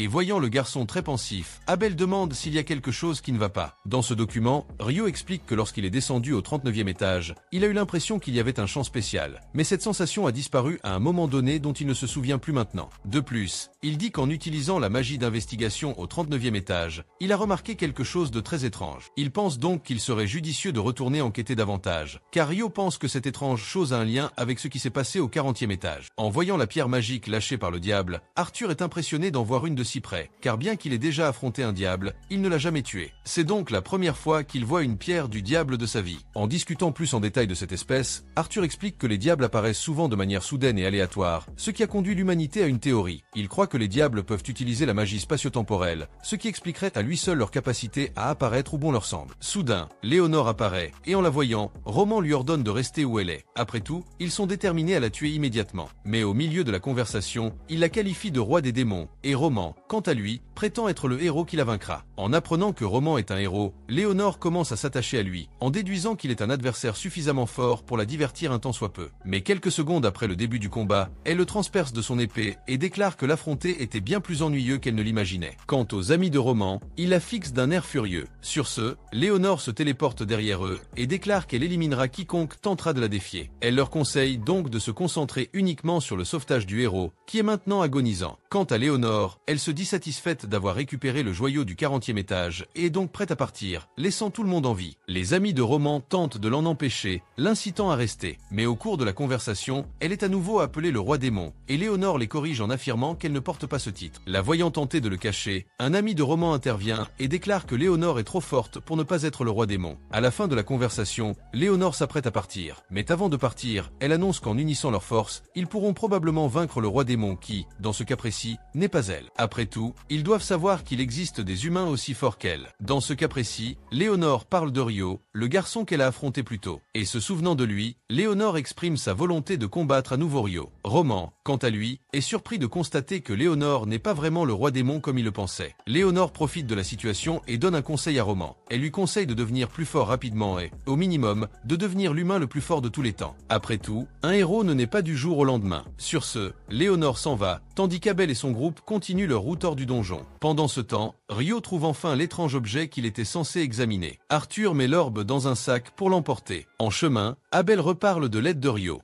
donné à tout le monde, démontrant qu'il était toujours il en est très reconnaissant. Cependant, Ryo lui rappelle qu'il l'a déjà remercié en lui promettant de lui offrir un dîner pour une semaine. Mais s'il veut vraiment lui témoigner encore plus de gratitude, Ryo demande à Abel de l'emmener au restaurant de curry dont ils avaient parlé quelques jours auparavant. Eh bien, une fois tout le monde remonté à la surface, Hugh est soulagé de voir qu'Abel est rentré sain et sauf. Mais soudain, il se souvient de la plainte des gardes à Ryo. Le garçon est simplement passé devant eux sans dire un mot et est entré dans le donjon sans autorisation. En entendant cela, Ryo s'excuse de son ignorance, mais Arthur le défend, affirmant qu'ils n'ont été sauvés que par l'apparition in extremis de Ryo. Cela dit, Arthur prend Hugh à part pour discuter, explique qu'il s'est retrouvé face à face avec plus de 50 diables. Après avoir entendu toute l'histoire d'Arthur, Hugh est surpris qu'il soit revenu vivant, car avec tant de monstres puissants, leur mort était quasiment certaine. Mais soudain, au milieu de la conversation, Arthur mentionne que Ryo a également réussi à vaincre un prince démon, ce qui le laisse profondément surpris. Mais si le garçon l'impressionne d'un côté, Ryo l'inquiète de l'autre. Arthur pense que les aristocrates pourraient s'intéresser à Ryo une fois qu'ils auront découvert sa force. Par conséquent, Arthur leur demande de cacher les archives de tout ce que Ryo fait. Le lendemain, Ryo emmène son groupe s'entraîner, et voyant Nils prendre du retard, il lui conseille de redoubler d'efforts. Après tout, c'est un combattant de première ligne, il doit donc toujours donner le meilleur de lui-même. Et puis, un peu plus tard, Ryo rencontre Sera dans une taverne, s'assoit à côté d'elle et commande un plat de curry. Pendant qu'ils discutent, Sera demande où habite Ryo, et il lui répond qu'il loge dans les dortoirs de la guilde. Après le repas, ils se préparent à se séparer, mais avant de partir, Ryo dit qu'il ne voit jamais Sera à la guilde, bien qu'elle soit une aventurière. En entendant cela, Sera explique qu'elle travaillait récemment hors de la capitale royale et que, grâce à son contrat à long terme, elle n'a pas besoin de passer par la guilde. En apprenant son contrat, la curiosité de Ryo s'accroît. Sera lui annonce qu'elle travaille comme instructrice d'escrime, lui montrant clairement qu'elle est bien plus forte qu'elle n'en a l'air. Elle lui demande s'il a un plan pour plus tard. Après tout, elle veut le défier dans un combat fictif. Plus tard dans la journée, ils se rendent dans une arène de combat et, à la fin du combat, Ryo est vaincu. Cependant, Sera le félicite d'avoir esquivé la plupart de ses attaques, d'autant plus qu'elle a utilisé la magie du vent pour augmenter sa mobilité. Mais en entendant ses éloges, Ryo affirme que ses attaques étaient plus impressionnantes que tout ce qu'il avait jamais fait. Cependant, Sera affirme que sa défense impénétrable est tout aussi impressionnante, alors elle lui demande de lui en dire plus sur ses compétences. À cela, Ryo répond simplement qu'il a utilisé les techniques apprises de son maître. Et en voyant que le roi des fées a appris à Ryo à se battre, Sera est impressionné. Après tout, le roi des fées, pour la plupart des gens, est plus une légende qu'autre chose. Et en quittant l'arène, Ryo rencontre Hugh, qui lui impose une tâche en guise de punition pour avoir échappé aux gardes du donjon sans permission. Dans ce cas, la destination de Ryo est Whitnash. Lorsqu'il rencontre Ryo, Nils lui demande de l'aide pour quelque chose d'urgent et explique que sa ville natale, le village d'Abali, a émis une demande de chasse. Et bien qu'il veuille accepter la mission, Nils dit que ce n'est que pour le rendre, un niveau que lui et son groupe n'ont pas encore. Alors, Nils supplie Ryo d'organiser un groupe temporaire et d'accepter la demande pour eux. Quant à Eto, il dit que les ennemis ciblés qu'ils affronteront seront des gobelins et des squelettes, une étrange combinaison d'ennemis, car ils n'appartiennent généralement pas au même environnement. En entendant cela, Ryo se tait un instant, ravi d'avoir enfin l'occasion de voir un squelette en personne. Il accepte avec joie la demande de Nils. Alors qu'ils se dirigent vers la salle du maître de guilde, ils apprennent que la demande pour cette mission provient de Kailadi et que de nombreux groupes puissants se sont déjà rendus sur le site de la mission pour résoudre le problème, mais ont finalement échoué. En entendant cela, Eto est incrédule qu'un groupe de Randais puisse échouer à une mission apparemment aussi simple. Hugh les informe que le problème ne vient pas des ennemis eux-mêmes, mais plutôt du manque de coopération du village avec les aventuriers. En plus de ne pas les aider, ils se sont retournés contre eux, rendant leur travail encore plus difficile. En entendant cela, Amon en déduit qu'ils sont simplement hostiles aux étrangers. Cependant, Nils, qui y a vécu enfant, affirme que le village n'était pas comme ça avant, et il soupçonne donc que quelque chose cloche. Quant à Hugh, il leur rappelle qu'il est impossible de spéculer sur la seule base du rapport du groupe de Randais qui s'y est rendu, et il exhorte donc Ryo et son groupe à la prudence. Après tout, le groupe de Rand, est revenu grièvement blessé après avoir rencontré plus de 30 squelettes. Malgré cela, Hugh rassure tout le monde, affirmant qu'ils peuvent compter sur Eto pour tout. Il demande néanmoins au groupe de rester vigilant à leur arrivée sur place. De plus, Hugh rappelle à tous qu'il leur reste encore quelques jours avant leur tour de garde pour Whitnash. Il les exhorte donc à faire attention à ne pas se blesser trop. En entendant cela, Ryo promet de tout faire pour protéger ses amis. Et en arrivant sur le lieu de la mission, Ryo est surpris de la rapidité avec laquelle ils ont atteint la région. Nils acquiesce, affirmant qu'ils ont été bien plus rapides qu'ils ne l'imaginaient. Après tout, il leur faut généralement une journée entière pour atteindre Kailadi. Quant à Amon, il remarque que leur entraînement d'endurance quotidien a vraiment porté ses fruits. Eh bien, repéré par les villageois, Nils est rapidement reconnu par un couple de passants. Voyant cela, Ryo est soulagé et affirme que Nils n'a pas été expulsé du village par haine, ce qui le rend encore plus heureux d'apprendre. Mais entendant le garçon dire qu'il a été expulsé du village, Nils le corrige, affirmant que cela n'est jamais arrivé. Cependant, Ryo, pour le provoquer encore plus, dit qu'il ressemble à un délinquant qui ne fait que semer le trouble partout où il va. Ryo en a donc tenu compte pour élaborer sa théorie selon laquelle Niels a été expulsé du village et que c'est pour cette raison qu'il a décidé de devenir un aventurier. Quant à Niels, il balaya l'affaire d'un revers de main et leur dit d'aller parler au maire et aux doyens du village. Sur ce, ils se dirigèrent vers Boulan, le maire du village, et dès qu'il le vit, Niels le serra dans ses bras et lui présenta ses amis. Ils commencèrent ensuite la réunion concernant la mission qu'ils étaient censés accomplir là-bas. Et voyant que Niels a été envoyé sur cette mission, Boulan affirme que cela est parfaitement logique. Après tout, en tant qu'ancien résident, Niels connaît les coutumes du village mieux que tout autre aventurier. De son côté, Niels remarque le manque de coopération du village avec l'autre groupe d'aventuriers qui s'y est rendu, puis demande aux villageois quel est le problème. Boulan prend une grande inspiration et dit qu'il expliquera calmement ce qui se passe. Dans ce cas précis, tout a commencé lorsqu'ils ont repéré les premiers squelettes venant du sud de la forêt. Pour contrôler cette catastrophe, le village a donc envoyé le premier groupe au combat. Cependant, ce groupe a déplacé le duel à un endroit inapproprié. Dans ce cas précis, ils se sont enfoncés plus profondément dans la forêt, à l'est, répandant le sang partout. Et puis, quand le deuxième groupe arriva, ils furent traités durement par les villageois, qui pensaient qu'ils feraient le même désastre que le premier. Plus tard, Eto et les autres se rendirent chez Niels, et Hector leur en dit un peu plus sur son frère, expliquant que Niels n'avait jamais vraiment aimé l'agriculture, et que c'est pourquoi il rêvait de quitter cet endroit dès sa majorité. Cependant, avant qu'ils puissent le faire, leurs parents moururent, et Niels fut alors contraint de s'occuper de ses frères et sœurs, ce qui l'empêcha de faire ce qu'il voulait. Quant à Niels, il parle de la mission et dit qu'il ira voir les gobelins le lendemain matin, puis qu'il ira à la recherche des squelettes. Après avoir dit tout cela, Niels décide de leur révéler deux choses sur le village. Mais avant cela, il leur demande de n'en parler à personne. Il commence ensuite par la première information, la bête gardienne du village, qui vit dans la forêt orientale. En entendant cela, Eto dit qu'elle a entendu parler de villages avec des bêtes gardiennes, mais qu'elle ignorait que c'était le cas dans celui où il se trouve. Quant à Ryo, il est encore plus excité de découvrir qu'il y a une bête gardienne dans les lieux, car cela rend les choses encore plus intéressantes, comme il se doit dans un monde fantastique. Voyant Ryo trop réfléchir, Niels le lui rappelle. Ryo répond qu'il n'a pas trop réfléchi et demande à Niels de continuer. Niels continue en mentionnant un certain sanctuaire, mais leur demande d'attendre le lendemain pour en savoir plus. Le lendemain matin, ils se rendent à l'endroit où Niels a vu les gobelins pour la première fois, et il en déduit alors qu'il y a un repère de gobelins à cet endroit, voire une colonie. Soudain, Ryo sent la présence de 10 gobelins se dirigeant vers eux, et leur annonce que les ennemis arriveront dans les 5 minutes. À ces mots, Niels leur dit qu'ils doivent tous les tuer sauf un. Il leur faudra le suivre pour trouver leur repère. En mettant leur plan à exécution, ils parviennent à suivre le dernier gobelin jusqu'à une grotte. Eto en déduit qu'il s'agit du repère des gobelins qu'il recherchait. Ryo attaque alors les gobelins à l'extérieur, avant d'attaquer les ennemis à l'intérieur. Soudain, Niels remarque les pas d'un géant qui approche et il tombe nez à nez avec un général gobelin. Il prévient tout le monde qu'ils n'auront aucune chance contre cet ennemi. Cependant, Ryo parvient à piéger l'ennemi avec sa contrainte de glace et le jette au sol. Une fois cela fait, il demande à Niels d'achever le général gobelin, profitant de son immobilisation complète.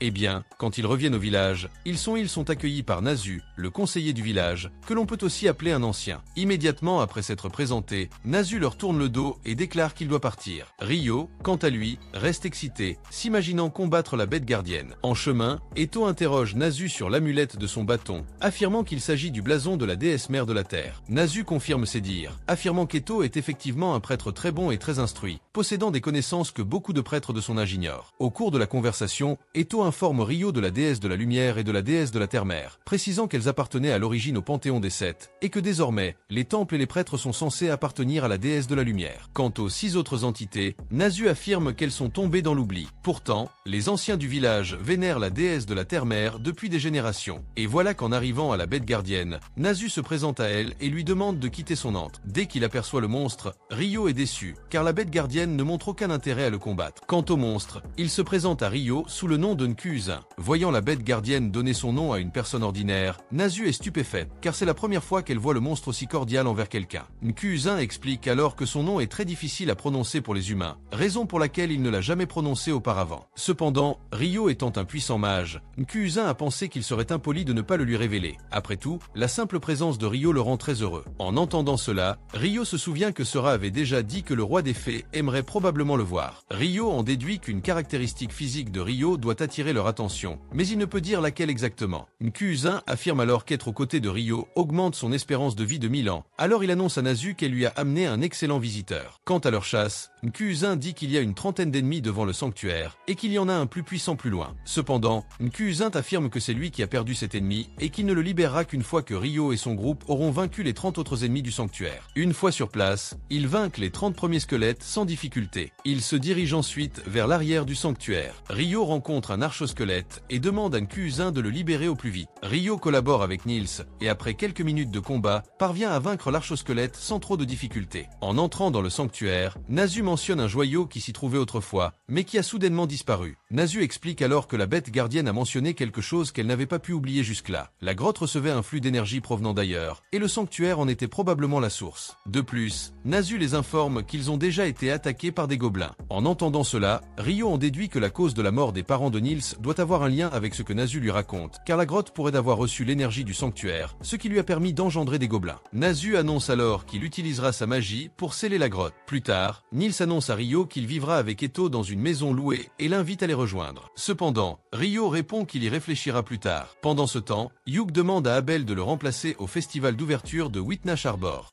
Et pendant le voyage, Ryo rencontre Eto et les autres, et ils découvrent qu'ils vont ensemble au nid de glace. Et en plus de cela, sur la même mission, Ryo confirme avec lui si le nom du groupe dans lequel ils sont est la chambre 10. Alors Nio dit oui. Après tout, aucun autre nom ne leur conviendrait mieux que ça. Et de plus, Nio dit que ce sera le premier travail du groupe de la chambre 10. Et quant à Eto, il dit que c'est la première fois qu'ils font du travail de garde. Mais il croit qu'avec Ryo dans les parages, tout se passera bien. Et de plus, Amon se souvient qu'il apprend beaucoup de choses dans son parcours d'aventure pour débutants. Il est donc très confiant dans cette mission. Tandis que Ryo, il se souvient qu'il leur reste encore 9 jours pour atteindre le nid de glace. Et à ce sujet, Nio dit que ce temps qu'il leur faudra pour y arriver coïncidera avec le festival qui a lieu tous les 5 ans là-bas. Et en entendant parler de ce festival, Ryo devient encore plus excité d'y arriver, tandis que Nio, il partage la même excitation que le garçon, et dit qu'ils profiteront au maximum de la fête. Et après être arrivés une fois arrivés à la ville, ils se rendent directement au festival et dégustent tous les plats typiques, profitant pleinement de la soirée. Le lendemain, le vice-commandant du royaume apprend qu'une calèche du royaume de Kufar s'est arrêtée devant eux, et apparemment un problème de papier. Le garde qui apporte l'information s'installe alors dans la calèche et lui demande son avis sur cette excursion. Le vice-commandant déclare alors ne pas bien comprendre les intentions du roi impérial, mais doute fortement que l'empereur soit venu ici uniquement pour admirer la mer. En entendant cela, le garde lui demande s'il a la moindre idée de ce qui pourrait bien se passer. Le vice-commandant répond alors que l'empereur veut probablement régler une affaire sanglante avec la princesse Fiona. En y réfléchissant, le garde réalise que cette théorie a toutes les chances de se réaliser. Après tout, la princesse Fiona, en fait, a un talent magique incroyable, au point qu'elle est même devenue commandant de la division magique de la cour alors qu'elle avait encore 17 ans. En tant que vice-commandant, il se souvient que l'empereur a un amour gigantesque pour la princesse Fiona, au point de la considérer comme une fille. Mais en même temps, parce qu'il l'aime, le vice-commandant croit que l'empereur ne veut pas que Fiona voie une scène très grotesque. Et en entendant cela, le garde devient à nouveau confus et remet en question la véritable intention de l'empereur. À quel point le vice-commandant en déduit qu'il envisage de purger les nobles qui s'opposent à la famille impériale. Mais en entendant quelque chose d'aussi absurde que cela, le garde semble étonné et lui demande de ne pas lui dire quelque chose d'aussi effrayant. Cependant, le vice-commandant le rassure en disant qu'il ne fait que deviner des choses. Par conséquent, il n'est pas absolument sûr de ce qu'il dit, mais il précise quand même que son rôle est de protéger le commandant. Par conséquent, il doit se rendre à cette mission, qu'il soit sûr ou non des prochains mouvements de l'empereur. Pendant ce temps, les invités à la fête des nobles remarquent la présence du prince Ten et sont impressionnés par l'air raffiné du garçon, car même s'il est très jeune, il transmet toujours une énorme aura de respect et de pouvoir. Et quant au prince, il va voir Fiona et dit qu'il s'inquiète pour elle. Après tout, la fille n'est pas très habituée à des fêtes aussi animées, mais en voyant son frère s'inquiéter pour elle, Fiona le rassure en disant qu'il n'a pas besoin de s'inquiéter autant. Et soudain, au milieu de la conversation, ils sont interrompus par des autres nobles se rendent sur place pour parler à Sten. Ils demandent à Fiona de retourner dans ses appartements pendant qu'ils discutent avec les autres nobles. Cependant, dès son arrivée, Fiona se jette sur le lit, indifférente à tout le reste. Marie, l'une des servantes, la voit dans cet état et la réconcilie. Elle a besoin d'un peu plus de bienséance, car c'est ce qu'on attend d'une noble comme elle. Voyant cela, Fiona lui demande de la laisser tranquille, au moins pour aujourd'hui. Après tout, elle est épuisée par tant de personnes importantes. Cela dit, elle commence à se rabaisser et prétend qu'elle n'est pas née pour ce genre de choses. Marie tente ainsi de se redonner un peu confiance en elle, affirmant que Fiona est une excellente épéiste et une excellente mage. Bien que Marie tente de la consoler, Fiona se moque d'elle-même, trouvant amusant de constater que le don d'une fille réside précisément dans l'épée, au lieu des attributs habituellement attribués aux hommes. Pendant ce temps, Ryo observe Belle de loin et remarque qu'il est assis dans les sièges réservés aux invités spéciaux, tandis que Nils, lui, ne remarque que Fiona et dit qu'elle est vraiment très belle. À ce moment-là, Eto remarque que son ami accorde trop d'attention à la jeune fille, puis se souvient que Fiona est une princesse impériale, donc bien plus inaccessible que Nina elle-même. Ryo le comprend. Nils dit qu'elle n'avait pas l'intention de faire quoi que ce soit avec elle, mais soudain, Lin et son groupe s'approchent de Nils et des autres. Ryo profite de la présence des filles pour en savoir plus sur la participation d'Abel à cet événement, et vire sourit et explique qu'Abel a été invité à remplacer le maître de Guilde de l'Aune et qu'il ne sera donc libre célèbre que le lendemain, jour de l'arrivée du maître de guilde en ville. Lynn, quant à elle, remarque sans cesse le parvent qui protège les sièges VIP et constate qu'il est très puissant. Eto, quant à lui, est impressionné de découvrir que le parvent est fait de vent. Après tout, il pensait que c'était un parvent normal. Lynn commente un tel trésor qui a été transmis à travers la famille du Seigneur de la Sagesse, et selon ce qu'elle a entendu, ce trésor serait responsable de la projection de cette barrière de vent. Et pendant la conversation, Ryo effraie tout le monde, disant que toute attaque qui se produit contre la famille impériale pourrait déclencher une nouvelle guerre. Il devrait donc espérer que rien de tel ne se produise. Tandis que Lynn, elle se souvient que la princesse est le commandant de la division magique de la cour. Par conséquent, elle en déduit que le vice-commandant est également là. Et en entendant parler de ce type, Ryo montre qu'il ne sait rien de lui. Dans cela, Lynn dit qu'il est simplement la fierté de l'Empire, et est également connu comme le sorcier de l'enfer. Et juste en entendant ces expressions, Ryo est déjà étonné. Cependant, Ryo dit que le vice-commandant était autrefois capable d'incinérer 1 millier de soldats royaux en une seule attaque et a également réussi à vaincre une wyverne d'un seul coup. Et en entendant tous ces exploits du vice-commandant, vous avez peur et vous vous demandez si c'est vraiment vrai. Dans ce cas, Ryo dit qu'il n'est pas sûr de cette information. Mais si tout cela est vrai, elle précise qu'elle ne voudrait pas se mêler à ce type. Et après la conversation, les deux groupes se séparent pour brûler le festival. Jusqu'à ce que soudainement, Ryo tombe sur le vice-commandant par accident. Mais à la fin, ils s'excusent tous les deux et se séparent. Et lors d'une promenade, le vice-commandant se plaint d'être au milieu de tous ces gens, car il n'aime pas beaucoup la foule. Alors il décide de ne pas s'arrêter au stand pour acheter de la nourriture.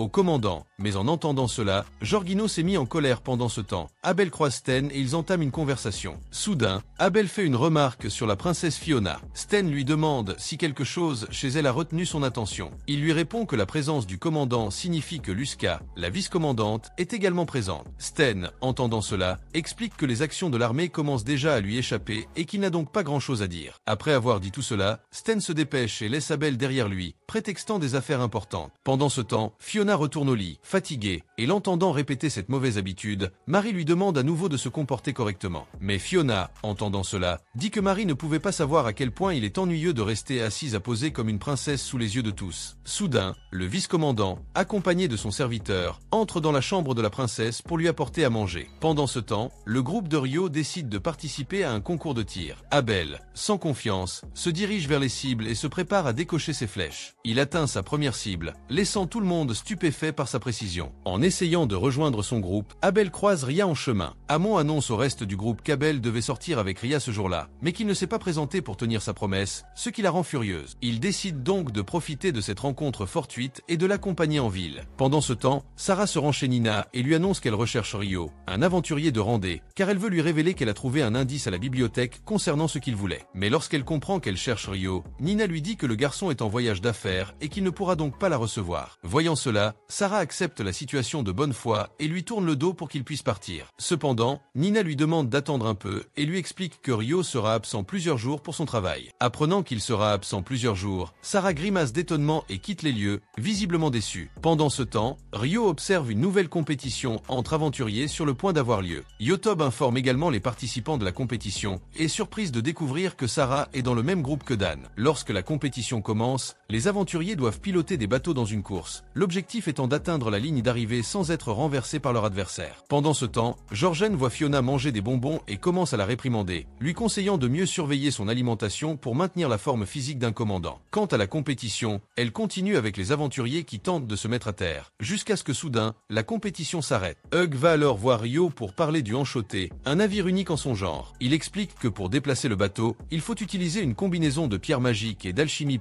Après la conversation, le groupe se rend dans une armurerie. Eto demande au serviteur une arbalète pour couvrir ses amis à moyenne portée. L'écoutant attentivement, le serviteur lui remet l'arbalète idéale. À la tombée de la nuit, Abel est à nouveau désigné représentant de l'une, Hug ayant déjà dû rentrer au royaume. Lors d'une conversation avec Stan, Abel est interrompu par Fiona en personne. Stan en profite pour présenter sa sœur à Abel. Pendant ce temps, les serviteurs remarquent que le trésor ne canalise plus l'une, ce qui signifie que la barrière anti-vent sera bientôt détruite. Dès que la barrière disparaît, le château est attaqué.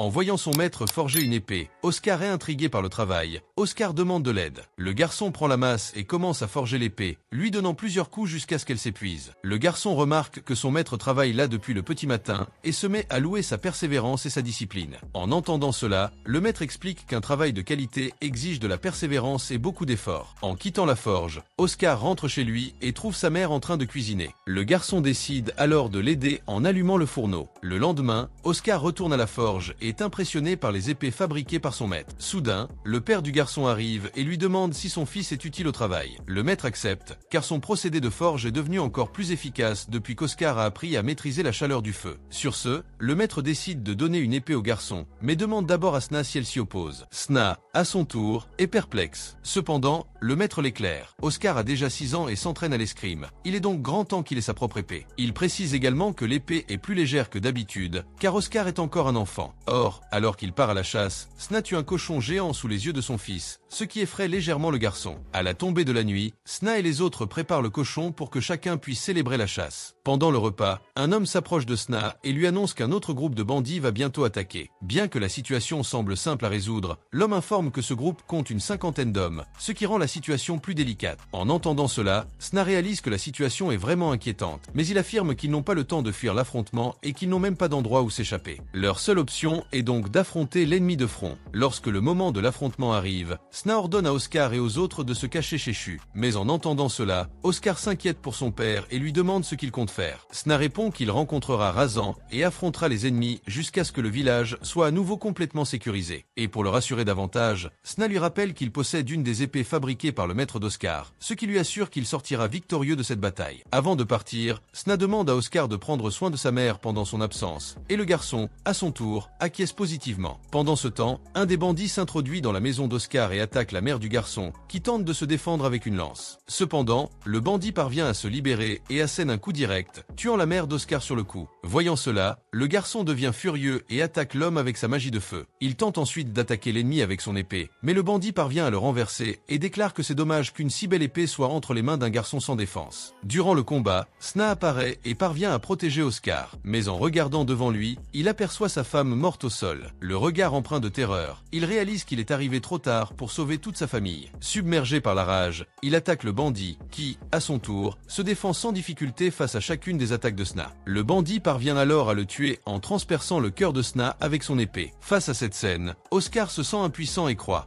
qui sera le prochain à être tué. Mais à ce moment précis, un autre homme arrive pour l'appeler et lui dire de partir, s'adressant au bandit en l'appelant Boscona. Boscona lui dit alors qu'il est trop tôt pour partir. Après tout, il a encore des affaires importantes à régler dans cette maison. En entendant cela, Poche lui dit de se dépêcher. Les loups sont attirés par l'odeur du sang, ils ne tarderont donc pas à arriver. Pendant ce temps, le maître d'Oscar se rend chez lui, espérant retrouver le garçon et sa famille vivants. Mais en ouvrant la porte, il découvre une scène terrifiante, car Oscar est le seul survivant de cette tragédie. Il va alors voir le garçon pour prendre de ses nouvelles, et lui dit qu'il y a une meute de loups dans la maison et qu'ils doivent donc s'enfuir au plus vite. À ces mots, Oscar se met à pleurer, affirmant que ses parents viennent de mourir sous ses yeux et qu'il doit donc mourir là aussi. Mais en entendant cela, son maître lui ordonne d'arrêter et lui dit qu'il doit vivre. Cependant, Oscar reste fermement convaincu de mourir sur le champ. Après tout, il ne voit plus aucun intérêt à vivre. Quant au maître, il explique que les parents du garçon souhaitaient qu'il survive. Par respect pour leurs souhaits, Oscar doit donc tout faire pour survivre. Soudain, le maître entend un bruit à l'extérieur et après avoir vérifié, il découvre une meute de loups. Il dit à Oscar d'aller à la rivière, car là, il ne sera pas attaqué par les loups qui ne supportent pas l'eau. En entendant cela, Oscar hésite à abandonner son maître, mais dès qu'il voit les loups s'avancer vers eux, il décide finalement d'obéir à son maître et se met à courir vers la rivière. Mais en chemin, Oscar est acculé par des loups, ce qui le fait tomber dans le courant de la rivière. À l'aube, Oscar se réveille dans un endroit inconnu jusqu'à ce qu'un homme âgé s'approche de lui et lui annonce qu'Oscar a été retrouvé par un villageois, abandonné sur la berge. L'homme se présente comme Luc Rodko, mais demande au garçon de l'appeler « vieux ». Il raconte alors à Oscar qu'il a traversé une terrible épreuve, car n'importe qui à sa place serait sûrement mort à l'heure qu'il est. En entendant cela, Oscar se met à pleurer. Luc, quant à lui, se souvient d'une légende sur les personnes aux cheveux roux. On dit que les cheveux roux symbolisent l'affection du dieu du feu pour cette personne. Par conséquent, Oscar, avec cette couleur de cheveux, a probablement reçu la bénédiction du dieu du feu. Cela dit, Luc en déduit que le destin l'a réuni avec le garçon pour une raison inconnue. Oscar, quant à lui, dit au doyen qu'il n'a actuellement aucun endroit où aller et demande à y vivre. En entendant cela, Luc affirme que pour vivre dans ce manoir, il est censé recevoir une éducation supérieure. Alors il dit à Oscar qu'ils commenceront ses études dès que le garçon sera remis de ses blessures. En entendant cela, Oscar dit qu'il aimerait apprendre à se battre à l'épée pour devenir plus fort. Pendant ce temps, Abel s'émerveille devant les décorations du palais, jusqu'à ce que soudain, le noble devant lui leur demande de voter sur l'objet de la réunion. Entendant cela, Abel dit que le maître de guilde a déjà réglé toutes les affaires en suspens.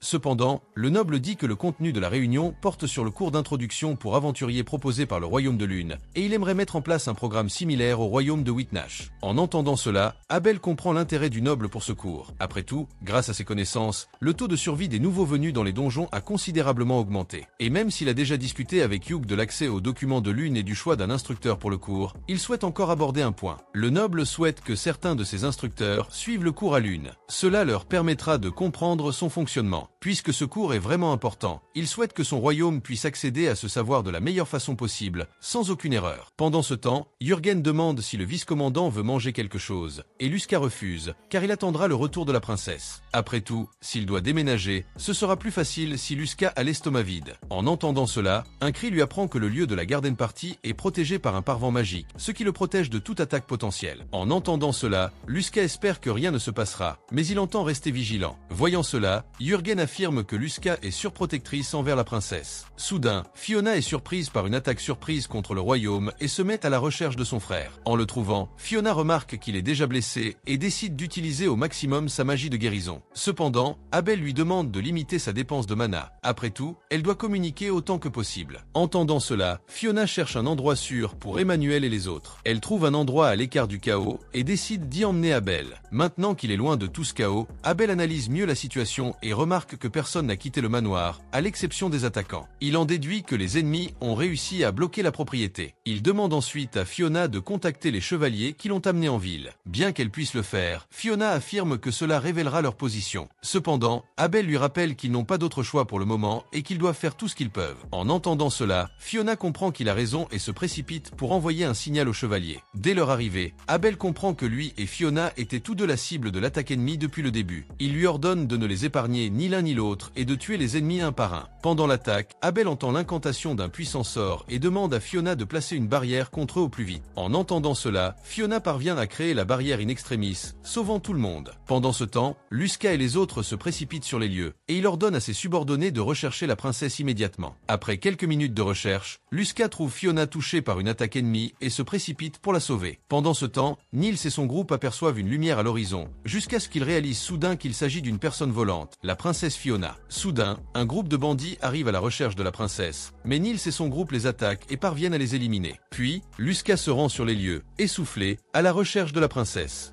En voyant son maître forger une épée, Oscar est intrigué par le travail. Oscar demande de l'aide. Le garçon prend la masse et commence à forger l'épée, lui donnant plusieurs coups jusqu'à ce qu'elle s'épuise. Le garçon remarque que son maître travaille là depuis le petit matin et se met à louer sa persévérance et sa discipline. En entendant cela, le maître explique qu'un travail de qualité exige de la persévérance et beaucoup d'efforts. En quittant la forge, Oscar rentre chez lui et trouve sa mère en train de cuisiner. Le garçon décide alors de l'aider en allumant le fourneau. Le lendemain, Oscar retourne à la forge et est impressionné par les épées fabriquées par son maître. Soudain, le père du garçon arrive et lui demande si son fils est utile au travail. Le maître accepte, car son procédé de forge est devenu encore plus efficace depuis qu'Oscar a appris à maîtriser la chaleur du feu. Sur ce, le maître décide de donner une épée au garçon, mais demande d'abord à Sna si elle s'y oppose. Sna, à son tour, est perplexe. Cependant, le maître l'éclaire. Oscar a déjà 6 ans et s'entraîne à l'escrime. Il est donc grand temps qu'il ait sa propre épée. Il précise également que l'épée est plus légère que d'habitude, car Oscar est encore un enfant. Or, alors qu'il part à la chasse, Sna tue un cochon géant sous les yeux de son fils, ce qui effraie légèrement le garçon. À la tombée de la nuit, Sna et les autres préparent le cochon pour que chacun puisse célébrer la chasse. Pendant le repas, un homme s'approche de Sna et lui annonce qu'un autre groupe de bandits va bientôt attaquer. Bien que la situation semble simple à résoudre, l'homme informe que ce groupe compte une 50aine d'hommes, ce qui rend la situation plus délicate. En entendant cela, Sna réalise que la situation est vraiment inquiétante, mais il affirme qu'ils n'ont pas le temps de fuir l'affrontement et qu'ils n'ont même pas d'endroit où s'échapper. Leur seule option est donc d'affronter l'ennemi de front. Lorsque le moment de l'affrontement arrive, Sna ordonne à Oscar et aux autres de se cacher chez Shu. Mais en entendant cela, Oscar s'inquiète pour son père et lui demande ce qu'il compte faire. Sna répond qu'il rencontrera Razan et affrontera les ennemis jusqu'à ce que le village soit à nouveau complètement sécurisé. Et pour le rassurer davantage, Sna lui rappelle qu'il possède une des épées fabriquées par le maître d'Oscar, ce qui lui assure qu'il sortira victorieux de cette bataille. Avant de partir, Sna demande à Oscar de prendre soin de sa mère pendant son absence, et le garçon, à son tour, acquiert acquiesce positivement. Pendant ce temps, un des bandits s'introduit dans la maison d'Oscar et attaque la mère du garçon, qui tente de se défendre avec une lance. Cependant, le bandit parvient à se libérer et assène un coup direct, tuant la mère d'Oscar sur le coup. Voyant cela, le garçon devient furieux et attaque l'homme avec sa magie de feu. Il tente ensuite d'attaquer l'ennemi avec son épée, mais le bandit parvient à le renverser et déclare que c'est dommage qu'une si belle épée soit entre les mains d'un garçon sans défense. Durant le combat, Sna apparaît et parvient à protéger Oscar, mais en regardant devant lui, il aperçoit sa femme morte au sol. Le regard empreint de terreur, il réalise qu'il est arrivé trop tard pour sauver toute sa famille. Submergé par la rage, il attaque le bandit, qui, à son tour, se défend sans difficulté face à chacune des attaques de Sna. Le bandit parvient alors à le tuer en transperçant le cœur de Sna avec son épée. Face à cette scène, Oscar se sent impuissant et croit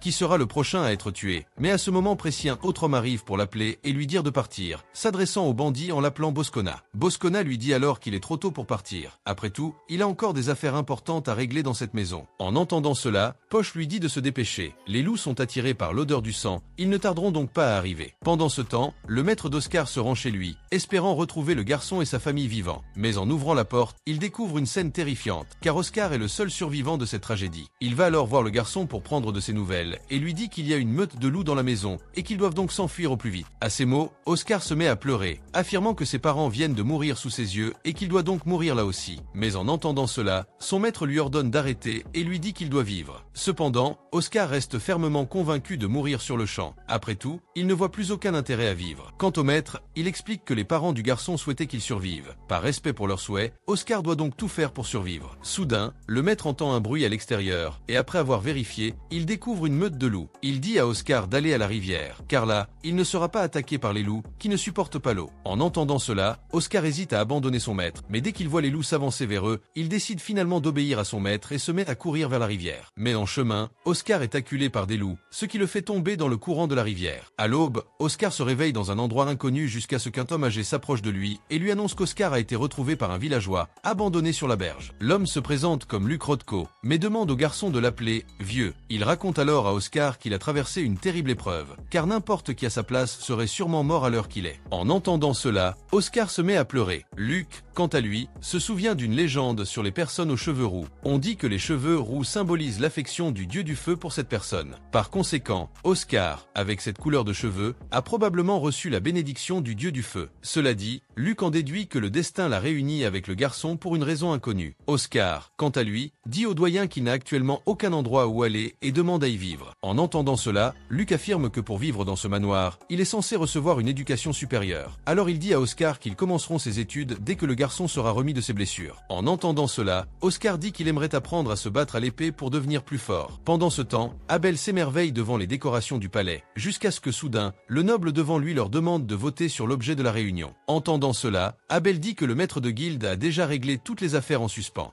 Cependant, le noble dit que le contenu de la réunion porte sur le cours d'introduction pour aventuriers proposé par le Royaume de Lune, et il aimerait mettre en place un programme similaire au Royaume de Whitnash. En entendant cela, Abel comprend l'intérêt du noble pour ce cours. Après tout, grâce à ses connaissances, le taux de survie des nouveaux venus dans les donjons a considérablement augmenté. Et même s'il a déjà discuté avec Hugh de l'accès aux documents de Lune et du choix d'un instructeur pour le cours, il souhaite encore aborder un point. Le noble souhaite que certains de ses instructeurs suivent le cours à Lune. Cela leur permettra de comprendre son fonctionnement. Puisque ce cours est vraiment important, il souhaite que son royaume puisse accéder à ce savoir de la meilleure façon possible, sans aucune erreur. Pendant ce temps, Jürgen demande si le vice-commandant veut manger quelque chose, et Luska refuse, car il attendra le retour de la princesse. Après tout, s'il doit déménager, ce sera plus facile si Luska a l'estomac vide. En entendant cela, un cri lui apprend que le lieu de la garden party est protégé par un parvent magique, ce qui le protège de toute attaque potentielle. En entendant cela, Luska espère que rien ne se passera, mais il entend rester vigilant. Voyant cela, Jürgen affirme que Luska est surprotectrice envers la princesse. Soudain, Fiona est surprise par une attaque surprise contre le royaume et se met à la recherche de son frère. En le trouvant, Fiona remarque qu'il est déjà blessé et décide d'utiliser au maximum sa magie de guérison. Cependant, Abel lui demande de limiter sa dépense de mana. Après tout, elle doit communiquer autant que possible. Entendant cela, Fiona cherche un endroit sûr pour Emmanuel et les autres. Elle trouve un endroit à l'écart du chaos et décide d'y emmener Abel. Maintenant qu'il est loin de tout ce chaos, Abel analyse mieux la situation et remarque que que personne n'a quitté le manoir, à l'exception des attaquants. Il en déduit que les ennemis ont réussi à bloquer la propriété. Il demande ensuite à Fiona de contacter les chevaliers qui l'ont amené en ville. Bien qu'elle puisse le faire, Fiona affirme que cela révélera leur position. Cependant, Abel lui rappelle qu'ils n'ont pas d'autre choix pour le moment et qu'ils doivent faire tout ce qu'ils peuvent. En entendant cela, Fiona comprend qu'il a raison et se précipite pour envoyer un signal aux chevaliers. Dès leur arrivée, Abel comprend que lui et Fiona étaient tous deux la cible de l'attaque ennemie depuis le début. Il lui ordonne de ne les épargner ni l'un ni l'autre et de tuer les ennemis un par un. Pendant l'attaque, Abel entend l'incantation d'un puissant sort et demande à Fiona de placer une barrière contre eux au plus vite. En entendant cela, Fiona parvient à créer la barrière in extremis, sauvant tout le monde. Pendant ce temps, Lusca et les autres se précipitent sur les lieux, et il ordonne à ses subordonnés de rechercher la princesse immédiatement. Après quelques minutes de recherche, Lusca trouve Fiona touchée par une attaque ennemie et se précipite pour la sauver. Pendant ce temps, Niels et son groupe aperçoivent une lumière à l'horizon, jusqu'à ce qu'ils réalisent soudain qu'il s'agit d'une personne volante, la princesse Fiona. Soudain, un groupe de bandits arrive à la recherche de la princesse, mais Niels et son groupe les attaquent et parviennent à les éliminer. Puis, Lusca se rend sur les lieux, essoufflé, à la recherche de la princesse.